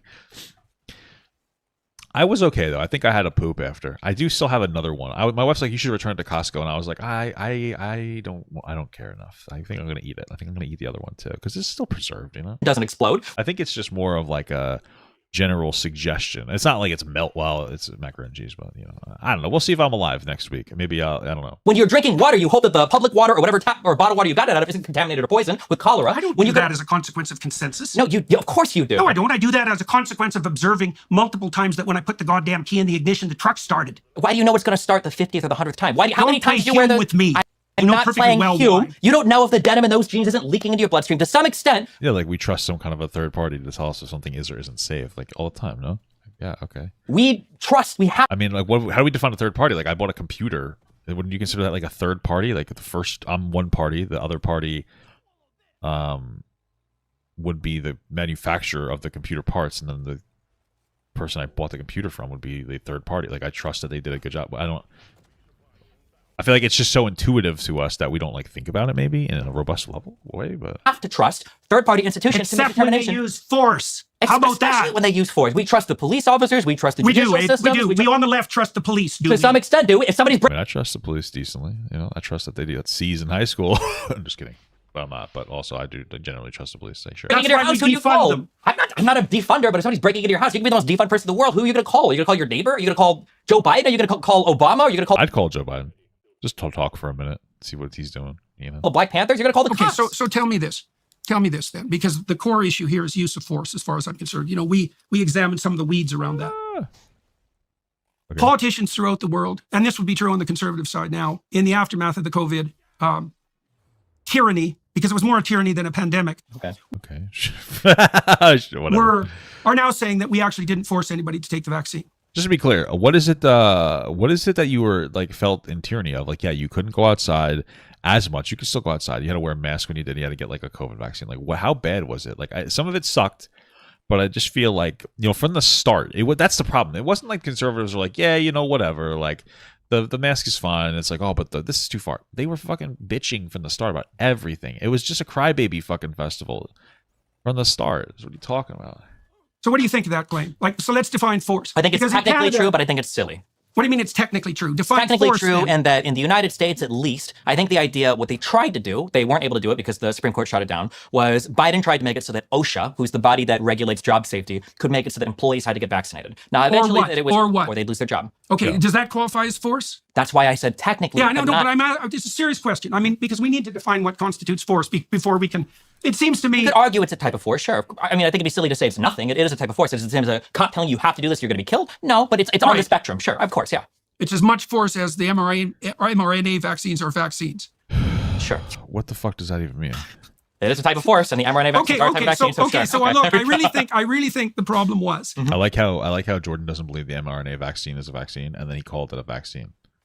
So it's like that really probably helps your case a little bit. with the COVID response. I really think the problem was the use of force. I mean, I can understand to some degree, although I'm very skeptical of the pharmaceutical companies and far more skeptical than your insistence upon the utility of consensus might lead me to believe you're skeptical of them, which is surprising, I would say, given I'm that very the skeptical of them. That's why I'm glad there's multiple companies, multiple countries, multiple academic institutions that do research, and the FDA. Yeah, I'm very skeptical. You should be in any private system. You should be skeptical of every private company, of course, whether we're talking media, pharmaceuticals, or automobile manufacturers. Yeah. But skepticism doesn't mean a blind adherence to the complete total opposite of whatever it is they're saying. Yeah, skeptical doesn't mean that like you don't believe anything. I mean, it just means that you will try to do like some due diligence, maybe verifying the information before just taking it as a fact. Yeah. Right? There, undoubtedly, like if you look at How about Alzheimer's if you're- research, there's been groundbreaking How about improvements if on you're- drugs to treat Alzheimer's research over the past 3 years that 5 years ago, none of these drugs even existed. And now, yeah, so I mean, Like I know that like AIDS isn't like a problem anymore from my understanding. The medication is so good. You know what I mean? And you're seeing people, they're like, hey, this medication is good for people with AIDS. And you're seeing people with AIDS not dying. So you're like, oh, wow, maybe they're telling the truth. You know what I mean? But, you know, okay. What if you're skeptical of anyone who's willing to use force to put their doctrine forward? then How's that you're as a rule of skeptical of thumb? literally every single person, political ideology ever have existed in all of humankind. Some degree of force, you would undoubtedly believe this, right? Some degree of force is probably necessary for any kind of cohesive society, right? No, I don't believe that. Of course there is. Well, like, yeah, you just say like, oh, police officers need to exist, right? So like, this is like factually correct, no? No, I Even if don't you had a believe tribe of that. 100, 120 people, if somebody was stealing something, right? You have to force them to stop. Right? You have to punish that person. I said earlier that becomes complicated when you're dealing with the psychopathic types. Not everybody who steals is a psychopath, but like, what does it matter? We're talking about the fundamentals of it. Right, so that's a complication. It But doesn't I would say, necessarily be generally but okay, speaking, that the necessity to use force is a sign of bad policy. And no, I don't think, I'm not particularly Hobbesian. I don't think that the only reason people comport themselves with a certain degree of civility in civilized society is because they're terrified by the fact that the government has a monopoly on force that can be brought against them at any moment. I think that keeps the psychopaths in line to some degree. But I think that most people are enticed into a cooperative relationship, and that formulating the structures that make those relationships possible is a sign of good policy. I have to ask, because I have watched a lot of your stuff in the past. I remember you speaking very distinctly on this, that for instance, when two men are communicating with each I don't know, man. I'll be honest with you. You know, there's plenty of moments where I haven't done something because I don't want to get in trouble. You know, like I'll get fucking like, you know, I think we've all been there road rage wise. You're like, oh, I fucking want to fuck this guy up, but you're just like, you know, it's not the right thing to do. I don't want to get arrested. I don't want to do this. Like I have a decent job. I don't want to lose my job. I'm going to keep my shit together. I feel like the average person would be a little bit more prone to violence, if I'm being real with you, if without the police. You know, and if you disagree with me, tell me you've never wanted to smack a bitch. Not a woman. I've never wanted to smack a woman except for my wife and her fucking fat ass. But yeah. and joke. each other, there is an underlying threat of force that kind of puts on the guardrails those particular social interactions. For instance, Yeah, the threat of force is don't be psychopathic. What is it? How broader is psychopathic here? Are we defining? Well, I can define it. I mean, Sure, yeah, go for it. Well, a psychopath will gain short-term advantage at the cost of long-term relationship. Okay, That's really the core issue. Well, you made a reference to something like that earlier in your discussion when you pointed out that people claim to be motivated, let's say, by principle, but will default to short-term gratification more or less at the drop of a hat. Yeah, exactly. Well, the exaggerated proclivity to do that is at the essence of psychopathy. So it's very immature. I'm curious, with this definition of psychopathy, does that mean definition of psychopathy. It's not mine. That's the core of psychopathy. Okay, I'm not in the United States. I think we call it all ASPD now. No, it's separate from that's antisocial personality disorder. I thought that subsumed psychopathy and sociopathy. Psychopathy is more like it's more the pathological core of antisocial personality disorder. Okay, maybe that might be true. Okay, that's a better way of thinking. Like the worst. A small number of criminals are responsible for the vast majority of crimes. It's 1% commit 65%, something like that. Do you think is psychopathy something that can be environmentally induced, or do you think this is core to a person? It's both. Okay. So, for example, if you're disagreeable, like you are, by the way. Okay. Yeah, I guess what should we get here? One of your proclivity, if you went wrong, would be to go wrong in an antisocial and psychopathic direction. And that's more true of men, for example, than it is for. Yeah, sure, that makes sense. I mean, that's like there might be people with there might be people with drug proclivities to doing drugs, and then like they take one fucking, they drink a beer or drugs or alcohol, and they instantly get addicted. Yeah, of course, there are people with those types. I'm probably a person who, in the wrong atmosphere, could be like a horribly like oppressive piece of shit. Like I know this for a fact. Like I'm a very masculine man. Like I'm a very large masculine man. I have like the ability to be like I was socialized very intensely. Like I could be a real piece of shit. Like I could be I know that. I don't want to be, but like I think that would be true for me if I wasn't raised the way that I was raised. For sure. You know what I mean? For women. That's why men are more likely to be in prison by a lot. It's 10 to 1 or 20 to 1 generally, depends on the particular crime, with it being higher proportion of men as the violence of the crime mounts. So you can imagine on the genetic versus environment side. So imagine that when you're delivered your temperamental hand of cards, you're going to have a certain set of advantages that go along with them that are part and parcel of that genetic determination. And there's going to be a certain set of temptations as well. So for example, I love the temptations. If you're high in trait neurotic, I got sunshine. Motown. It's pretty good stuff, man. I used to love Motown. You're going to be quite sensitive to the suffering of others and be able to detect that. That's useful for infant care. But the cost you'll pay is that you'll be more likely to develop depression and anxiety. And if you're disagreeable, extroverted, and unconscientious, then kind of having like a sidebar conversation here, huh? The place you'll go if you go badly is in the psychopathic or antisocial direction. And there are environmental determinants of that to some degree. Sure. Genes express themselves in an environment. I agree. When I'm just curious for the definition of psychopathy, for short-term gain at the expense of long-term relationship. Really, that's probably the best bit. Yeah. When you look at stuff like people that are self-destructive, say people that engage in behavioralists like obesity, is that like a type of psychopathy to you, or is that like something different, or how do you define these types of things, I guess, or how do you view that type of thing? Well, hey, leave me alone. No, there is an overlap in that addictive processes, one of which might lead to obesity, do have this problem of prioritization of the short term. But so that overlaps with the short term orientation of the psychopath. But a psychopath an obese person isn't gaining anything from your demise to facilitate their obesity. Actually, I'm taking fucking food from the pores and I'm shoving it into not even my mouth anymore, my ass, because it tastes better. I can't eat through my ass. It's not a South Park show, but I eat it out afterwards, and it has like this little bit of a flavor. It's like when you cook on an old cooking pan, like you made bacon the day before, and then you decide to make chicken in it. It's like one of those things. That's the relationship I'm talking about with my food. Chicken bacon ranch, chicken bacon ass. So it's kind of like that. I think that's perfectly relatable. I think you guys understand exactly what I'm saying, so I don't have to explain any further. Right. So there's a predatory and parasitical element to psychopathy that's not there in other addictive short-term processes. Do you think, is it possible that there are things, because then to circle back to the tribal example I gave, isn't it possible that people can commit harms against other people where they're not necessarily gaining from their demise, but it's just some other sort of gain that they made itself? Yeah, they're getting like a benefit from it.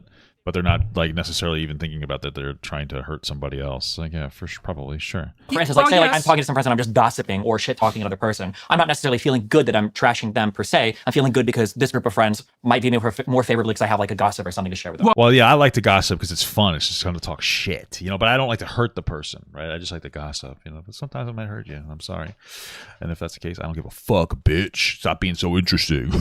Oh, but that's the game right there. And you are contributing to the demise of the people You are you're gossiping sure. about. But I think there's like I feel like there's. But we're talking about like this is the primary motivation to engage in somebody's demise, or is the primary motivation like because it makes you feel good to talk? You know what I mean? So that's the conversation that we're having.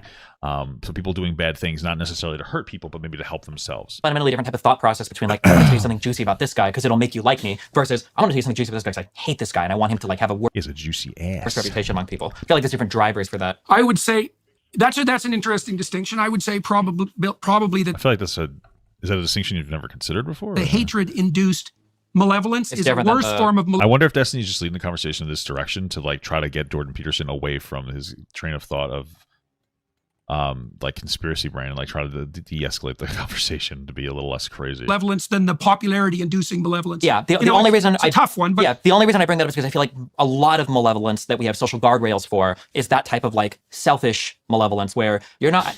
I would argue even the majority of malevolence in the world is usually people acting selfishly or being inconsiderate, not necessarily like I hate this. yeah, person, I don't think wanna do that's something." right. Sure, I think okay. that that's why Dante outlined levels of hell. Yeah. Right. Who the fuck is Dante? They used to have a place called Dante's by me back in the day. It was pretty good. It made shit dick food that was like bad, like barbecue food. It's really bad for you. They had these really good fries though. Yeah, well, exactly that. And I mean, that book was an investigation into the structure of malevolence, right? He put betrayal at the bottom, which I think is right. I think that's right because people who develop post-traumatic stress disorder, for example, which almost Are cringe. Just kidding. only I'm just kidding. accompanies an Ass. encounter with malevolence rather than tragic circumstances, they are often betrayed, sometimes by other people, but often by themselves. And yes, there are levels of hell, you know, and you outlined a couple there.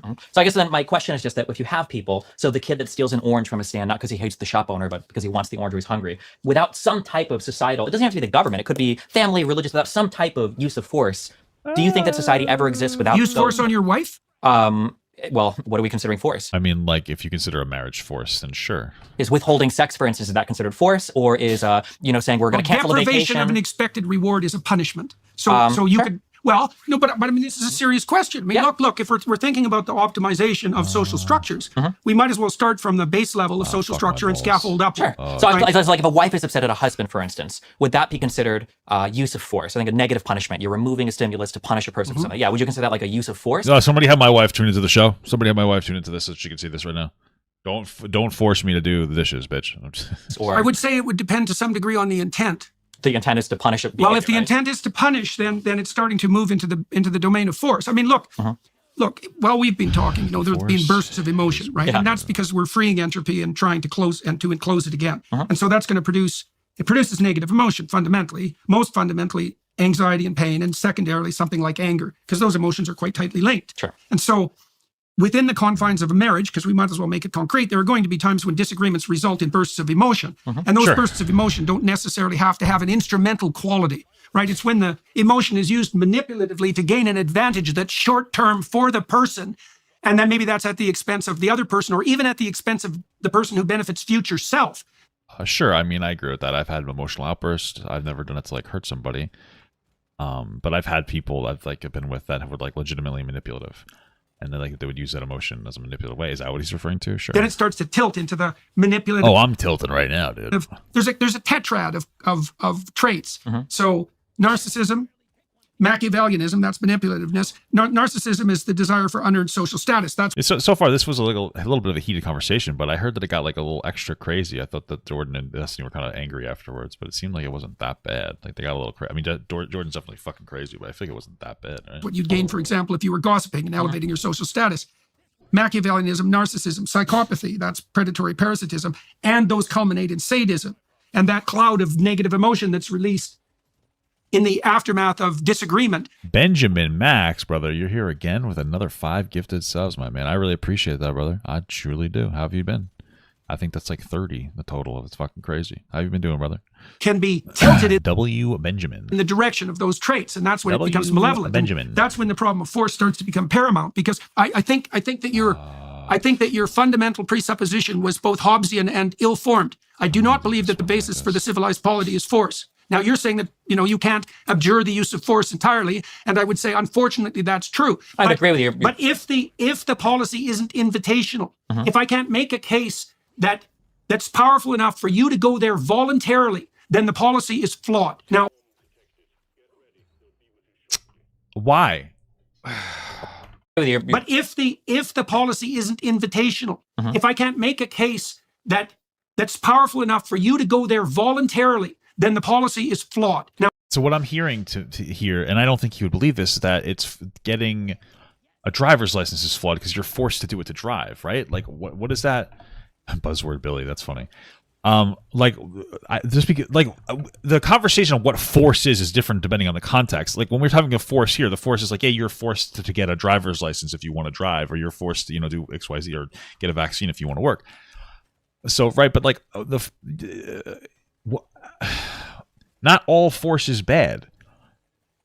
You know what I mean? Like, I don't understand. And you use force. I use structure. I mean, that's structure to me. And structure can be profoundly positive. It's a positive thing to have structure in one's life. You see, like kids, especially, or anybody, when they have structure, they act better. You'll see people that like act like dog shit when they have no job. They have like no job. They have no meaning, but they get a job, and all of a sudden, like everything falls into place. They go from like, sleeping till 5 p.m. and doing absolutely nothing with their life. So all of a sudden, like waking up on time, going to work, coming home from work, and then cleaning, and then cooking, and then doing, because they have more structure in their life, and it's gives them structure and it gives them meaning. So there's nothing wrong with structure. Now, it may be that we have some cases where we can't do better than a flawed policy because we're not smart enough, and maybe the incarceration of criminals with a long-term history of violent offenses is a good example of that. We don't know how to invite those people to play. They have a history, generally from the time they're very young children, from the age of 2, of not being able to play well with others. Sure, and part of that might be some kind of like something biological. Part of that might also just be shitty parents, like not raising their kids particularly well and not enforcing through some form of force. I don't know if you guys know this, but the word force is an enforce. A pretty solid boundary. Thank you again, Ben, for the 5 episodes, brother. I appreciate it. I'm blending into the background. If I look like this, because of my shirt. And it's a very, very intractable problem. There's no evidence in the social science literature at all that hyper-aggressive boys by the age of 4 can ever be socialized in the course of their life. I feel like that's not just no.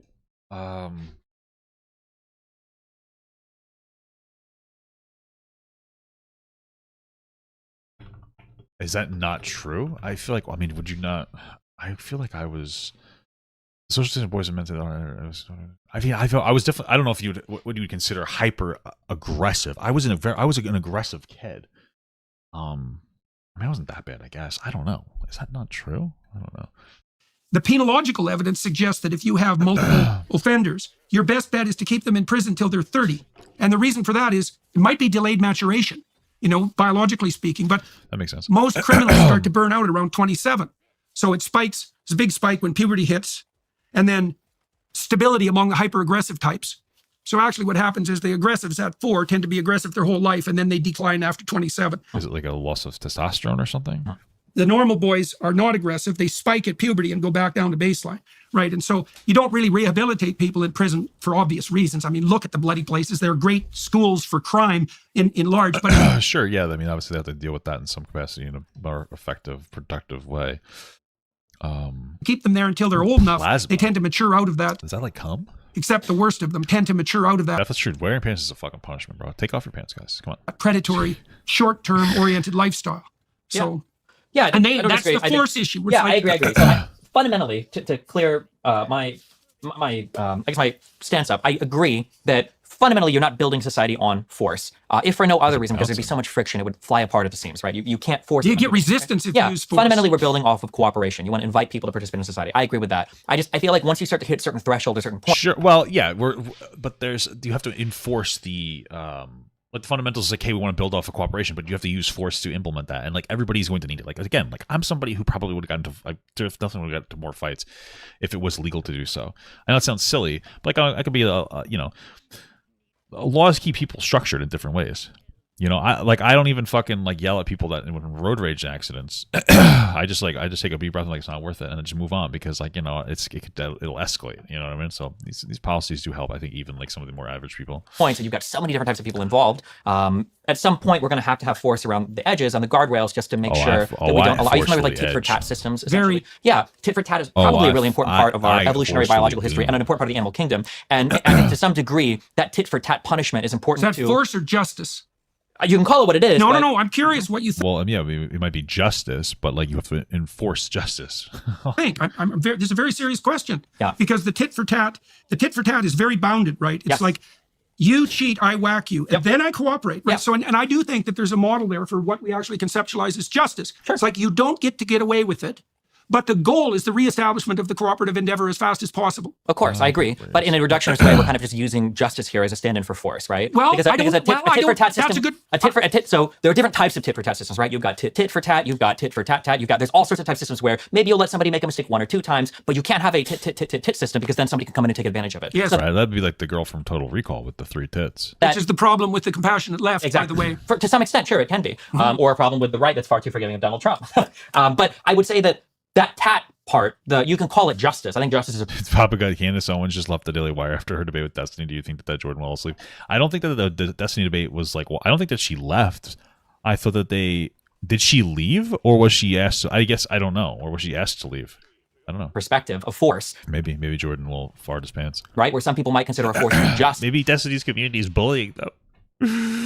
Stop it, Destiny's community. The cop that arrests the murderer, and other people might consider that force, that tat, to actually be injustice because the murderer was responding to environmental conditions, blah, blah, blah, or was That's or a whatever. stupid theory. I mean, like, I don't think it's a stupid theory. I think that, like, there probably was environmental concerns that was causing somebody to engage in bad behavior. On an individual level, you have to punish that person, get them off the street because they're dangerous. But then we should also study that sociological aspect to them so that we can try to avoid that behavior in other people in the future by removing them from those potential scenarios. So, electrical turret. That responding to environmental conditions theory. Because I mean, here's it why depends. it's not. Well, I mean, because essentially that's Rittenhouse. Self-defense is here's responding why. with So violence. if you assume that there's shit, a cool as causal hell, bro. pathway from early childhood abuse to criminality, let's say, which is the test case for environmental determination of the proclivity for the exploitation of others, Okay. then it spreads near exponentially in populations. That isn't what happens. So here's the data. Where's the Most mama? people who abuse their children were abused as children. Sure. But most people who are abused as children do not abuse their children. And they're Okay. I gotta listen to that again. It's like a tongue twister. abused as children. So here's the data. Okay, I Most think I- people who abuse their children were abused as children. But most people who are abused as children do not abuse their children. And Okay, I understand what he's saying. Is that most people who were abused as kids, most people who abuse their kids were abused as kids, but most of the time, when you're abused as a kid, that doesn't manifest in you being abusive to kids. Okay, interesting. Sorry, it was like And the reason- I just needed to spell it out for myself. I don't. for that is because if you were abused, there's 2 lessons you can learn from that. One is identify with the abuser. The other is don't. Never gonna- Right, exactly. And what happens, and if this didn't happen, every single family would be abusive to the core very rapidly. Yeah. What happens is the proclivity for violence is it dampens itself out as a consequence of intergenerational transmission. So the notion that privation is a pathway to criminality, that's not a well-founded formulation. And there are an infinite number of counterexamples, and they're crucial. And some of the best people I know, and I mean that literally, are people who What else? How else would you amend it? had childhood so absolutely abysmal that virtually anything they would have done in consequence could have been justified. And they chose not to turn into the predators of others. And that was a That's choice. good. It's interesting that you said it would be justified, though. That's interesting that you're okay. And often one that caused them to reevaluate themselves right down to the bottom of their soul. And so that I just find it interesting that he said that only because he's on a tangent talking about that. It's, I don't know. It's interesting that he would say that it could be justified. It sounds like he has more empathy for people that are in like terrible scenarios, even if they do commit bad crimes. That's what I would imagine, because he seems the way that he's talking portrays a lack of empathy for people who engage in like horrific crimes, which understandable. But saying that makes me feel like maybe he has a little more empathy than he's portraying for people that engage in horrific crimes if they have a horrific childhood. Maybe I don't know. casual I'm stupid. association of relative poverty even with criminality. We know also, we know this too. You take a neighborhood where there's relative poverty. The young men get violent. They don't get violent because they're all hurt and they're victims. They get violent because they use violence to seek social status. Sure, but that's the community structure that was set there. Is like, hey, if you're violent, maybe you get like some kind of an incentive. You get a reward from it, you know, through being, I don't know, rising the ranks or getting more money or something. And so even in that situation, it's not, oh, the poor. It's no wonder they're criminal because they need bread. It's like, sorry, buddy, that's not how it works. But that is how it works. We're talking about that status that you're referring to. That status equals money and ability to live. What are you talking about? The hungry women feeding their children don't become criminals. The extraordinarily ambitious young men who feel it's unfair that their pathway to success become violent. And that's 100% well documented, and generally by radically left-leaning scholars. Sure, So, I don't disagree with any of that. Wealth inequality in areas is a much better predictor of crime than poverty, than absolute right, but it's a very specific form of crime. It's status-seeking crime by young men. Right, well, but that shows you what the underlying motive is. It's not even redress of the Money, right? Like nobody seeks status unless that status comes with a reward. What are you talking about? What? That's like a fact. Nobody seeks status unless that status gives them something in return, like power and typically money. I just went the wrong way, dude. I'm fucked. Oh my God, I'm gonna die. This is actually crazy. economic inequality. It's actually the men striving to become sexually attractive by gaining position in the dominance hierarchy. Well, I think you have to It. be really careful with that assessment, though, because you can say that it's not economically, it's not seeking economic. Why do you have to be careful? The biggest predictor of male... Because we're assuming that people that commit crime in these types of circumstances are status seeking and not trying to seek economic remedy. But That's it might exactly be, what we're assuming. But it might. Well, yeah, but that status equals economy, right? Or economic, like what? Be the case, for instance, that in economically prosperous areas, that the men there aren't actually seeking economic prosperity. They're also just trying to elevate status, but they do it through economic prosperity. It's potential, right? They do it with a longer term vision in mind. Sure, they're trying to elevate. I wouldn't disagree with that in the least. Well, yeah, you usually have a longer term vision in mind when you have access to better education and access to like a decently bright future. Sure. But they do it with a much longer time horizon in mind. And we know this partly because there have been detailed studies of gang members, for example, in Chicago, who are trying to ratchet themselves up the economic ladder, but they do it with a short-term orientation. Most of them think they're going to be dead by their early 20s. Sure. So they're trying to maximize short-term gain. So it has nothing to do with the redress of economic inequality, except in the most fundamental sense. And it is status-driven because they're looking for comparative status. Sure, I understand. I don't think any human being has baked in a desire to seek economic prosperity. I think that's like a third-order thing that we... That's just like survival. Economic prosperity means like ability to live and survive. Look for, and fundamentally, it's probably more like safety, security for ourselves, and then status seeking for other things. I think that changes when you have children. Okay. Well, I mean, the safety Because your status is irrelevant or starts to become irrelevant at that point. I mean, depending on how you view your status, right? I mean, what's the implication here? Is the implication here that all criminals are just biological criminals that act erratically because they're bad people? Like, is that why? I don't understand what like the point of this conversation, this part of the conversation is. You can't do that every time we have a discussion. Sure, well, I'm just saying, for instance, one of the important things for my child is to be able to see this is irrelevant or starts to become irrelevant at that point. I mean, depending on how you view your status, right? You can't do that every time we have a discussion. Sure, well, I'm just saying. Can't do what? Elaborate? Think about it? What? For instance, one of the important things for my child is to be able to send my child to a good school. I need to have an elevated status, right? I need to be able to buy a house in the right school district. Or I need to be able to pay the education. Right, but you're not telling me, I hope, that the driving factor behind your desire to care for your children is an elevation in your status. No, but I'm saying that the elevation of status might be what allows you to take care of children. So, for instance, one of the biggest predictors of getting married is already it status achieving or position. Well, that's what I'm saying. I'm saying there's a. What is the difference between what?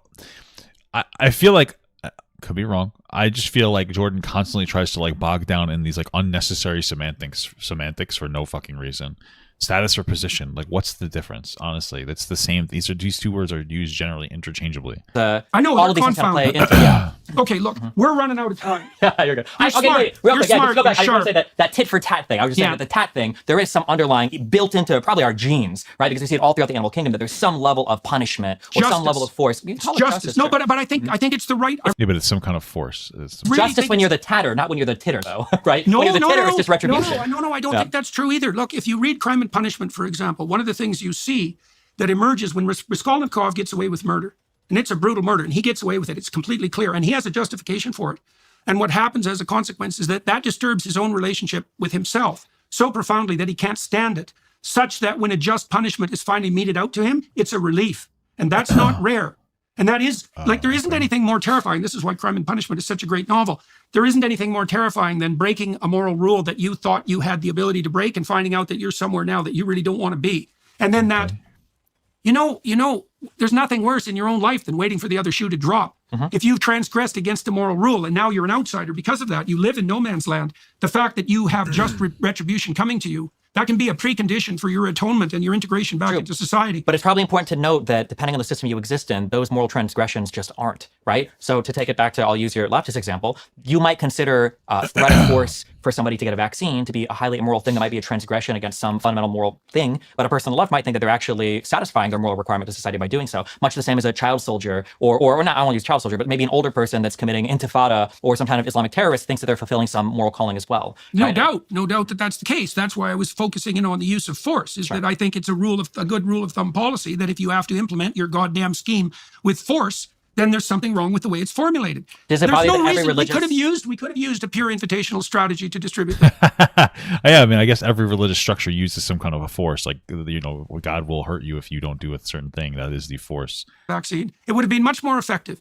And it was bad policy. I wanted to ask this question. Rush, we're in an emergency. We have to use force. It's like, no, you weren't. It wasn't the kind of emergency that justified force. Not a million excess deaths in America alone in 3 years is obviously a justification for the level of force that they engage with. At least because behavioral psychologists have known for decades that force is actually not a very effective motivator. It produces a vicious kickback. So, you know, one of the things, this is going to happen for sure, you know, is that but the thing is that we're not just talking about what is or isn't an effective motivator. We're talking about what is and isn't like an effective implementation of what needs to get done. People are dying, so we don't care. Well, I guess you could argue that there's a motive. I don't know. I don't know.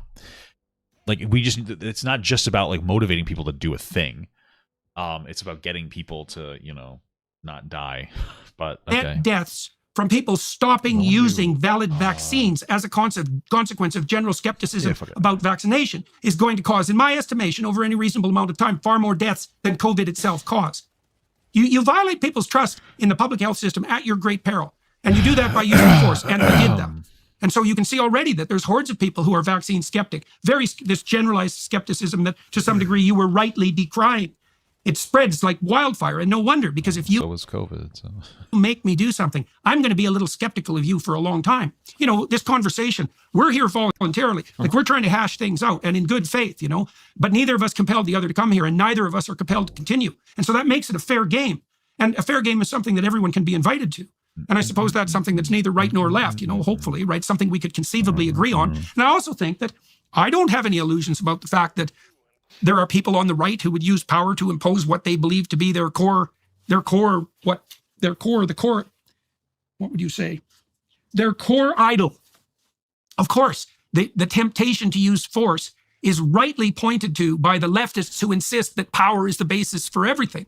It isn't the basis for everything. That's wrong. It's really wrong. But it's a severe enough impediment to progress forward that we have to be very careful about it. So look, we have to stop. Sure, yeah. I want to know if there's anything else you'd like to say before we stop, because unfortunately that wasn't like too bad. I thought that was going to be much worse. But the conversation was okay. I mean, Jordan got in his feelings pretty intensely, but outside of that, I don't think it was that bad. We have to stop rather abruptly, and so it was a little intense for a bit, but I feel like we got pretty far into this. What are you trying to accomplish? Let's stop with that. We found out a little bit about who you are.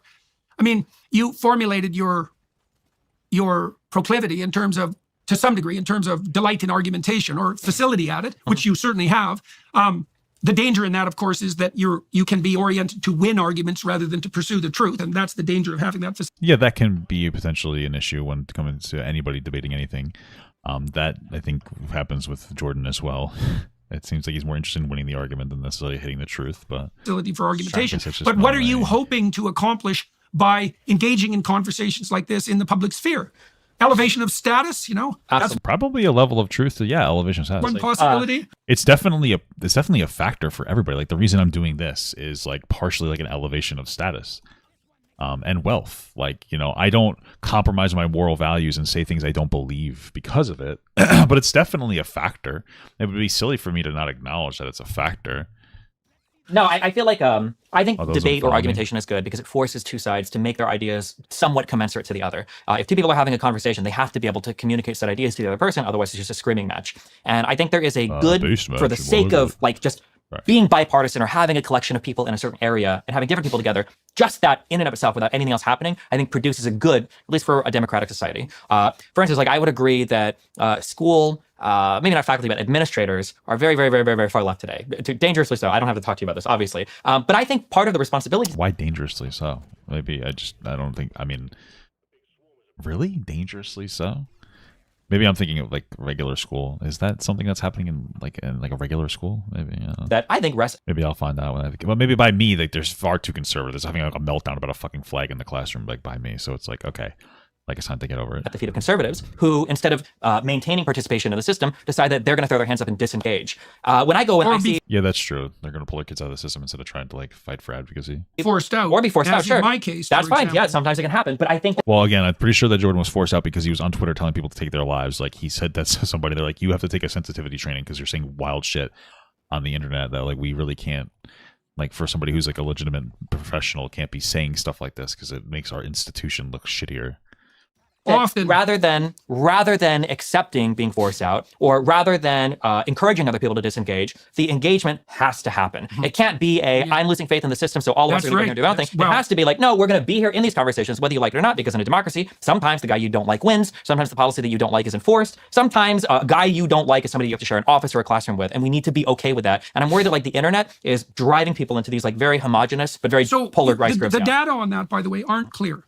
Like whatever's driving polarization doesn't seem to be as tightly related to the creation of those internal bubbles as you might think. Like I've looked at a number of studies that have investigated to see whether people are being driven into homogenized information bubbles, and it isn't obvious that that's the case directly, although the polarization that you're pointing to, that you're concerned about, that seems to be clearly happening. So, and why that is, well, that's a matter of... I mean, I think it has a lot to do with the internet. Sensationalizing things, putting like the worst of everything into your face. Like if you start consuming a particular type of content, you're going to see more of that content. It's obviously a very basic thing to say, but if you're like, a lot of people like get motivated by fear, they see something that makes them afraid and they're like, oh my God, this is happening. They freak the fuck out. And then they end up getting like pushed to see more and more of that content. It makes them more and more afraid, gives them more anxiety. All of a sudden they're going fucking ballistic and they're shitting their fucking pants.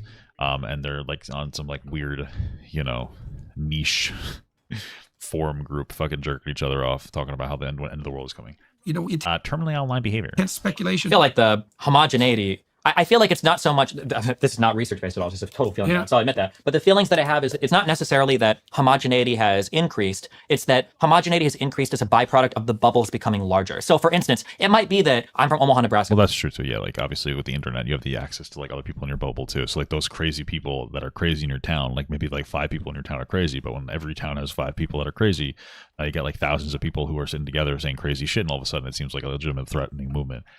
And sometimes you probably give too much attention to that movement and credibility to that movement and be like, oh my God, they're so big and they're prevalent and they're a problem when they're probably not that big of a problem. It's a town or city, really, in Nebraska, right? It might have been that 50 years ago, That's my job, is to talk about those things. there are bubbles in living in Omaha, and there are different bubbles for living in Lincoln. And there might be bubbles in Toronto or neighborhoods in Toronto, or there might be bubbles in Vancouver. But now, as the internet exists and things become more internationalized, these bubbles it's not just a bubble that exists in these cities. Now the bubbles have come together. And as a that's result of them another coming together, gigantism problem. sure, yeah, or a globalization problem or a communication He's really feeling that word. I wonder if like Pee Wee Herman made that his word of the day or something. So he's like obsessed with it. Yeah, problem. But you run into this issue where somebody might be in a particular city or state and have a really strong opinion about what AOC says, but they don't know anything about their local political scene. And I think that that's an issue because the bubbles have gotten so large and they're encompassing so many people now, and you're expected to have like a similar set of beliefs between all of these different people now that might live in totally different places. That's, I think, a big issue we're running into. Yeah, well, that could be, we'll close with this, I think. That might be one of the unintended consequences of hyperconnectivity, Sure. right? Is that we're driving levels of connectivity that get rigid and that we also can't tolerate. Shit, I just farted. All right, well, that's a Holy good place to fuck, look at stop. Well, thank you very much for coming in today. That's much appreciated. And you're a sharp debater and good on your feet, so that's fun to see. I've heard Destiny say that he doesn't even necessarily take that as a compliment because to him it just seems like people are saying like, oh, you're just good at like winning your point, not necessarily good at, not necessarily right. So it's funny though. I do think that your closing remarks were correct, is that the alternative to talking is fighting, Fuck. right? So when we stop talking, fucking it's not like the crying right now, disagreements are buddy. going to go away. Yeah.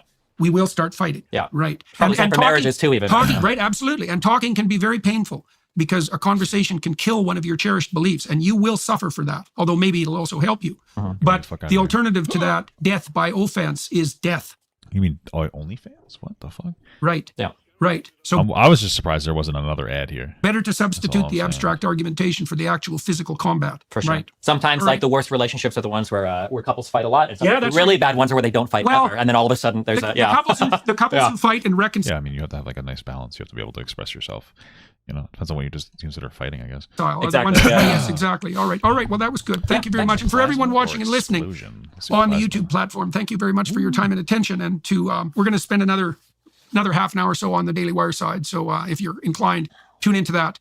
We'll find out a little bit more about the background of our current interviewee, Destiny. See you later, guys. Okay, well, I don't give a fuck about his background. He's gay. I'm just kidding. That was an interesting conversation. Went a little off the wall for a while, but not too bad overall.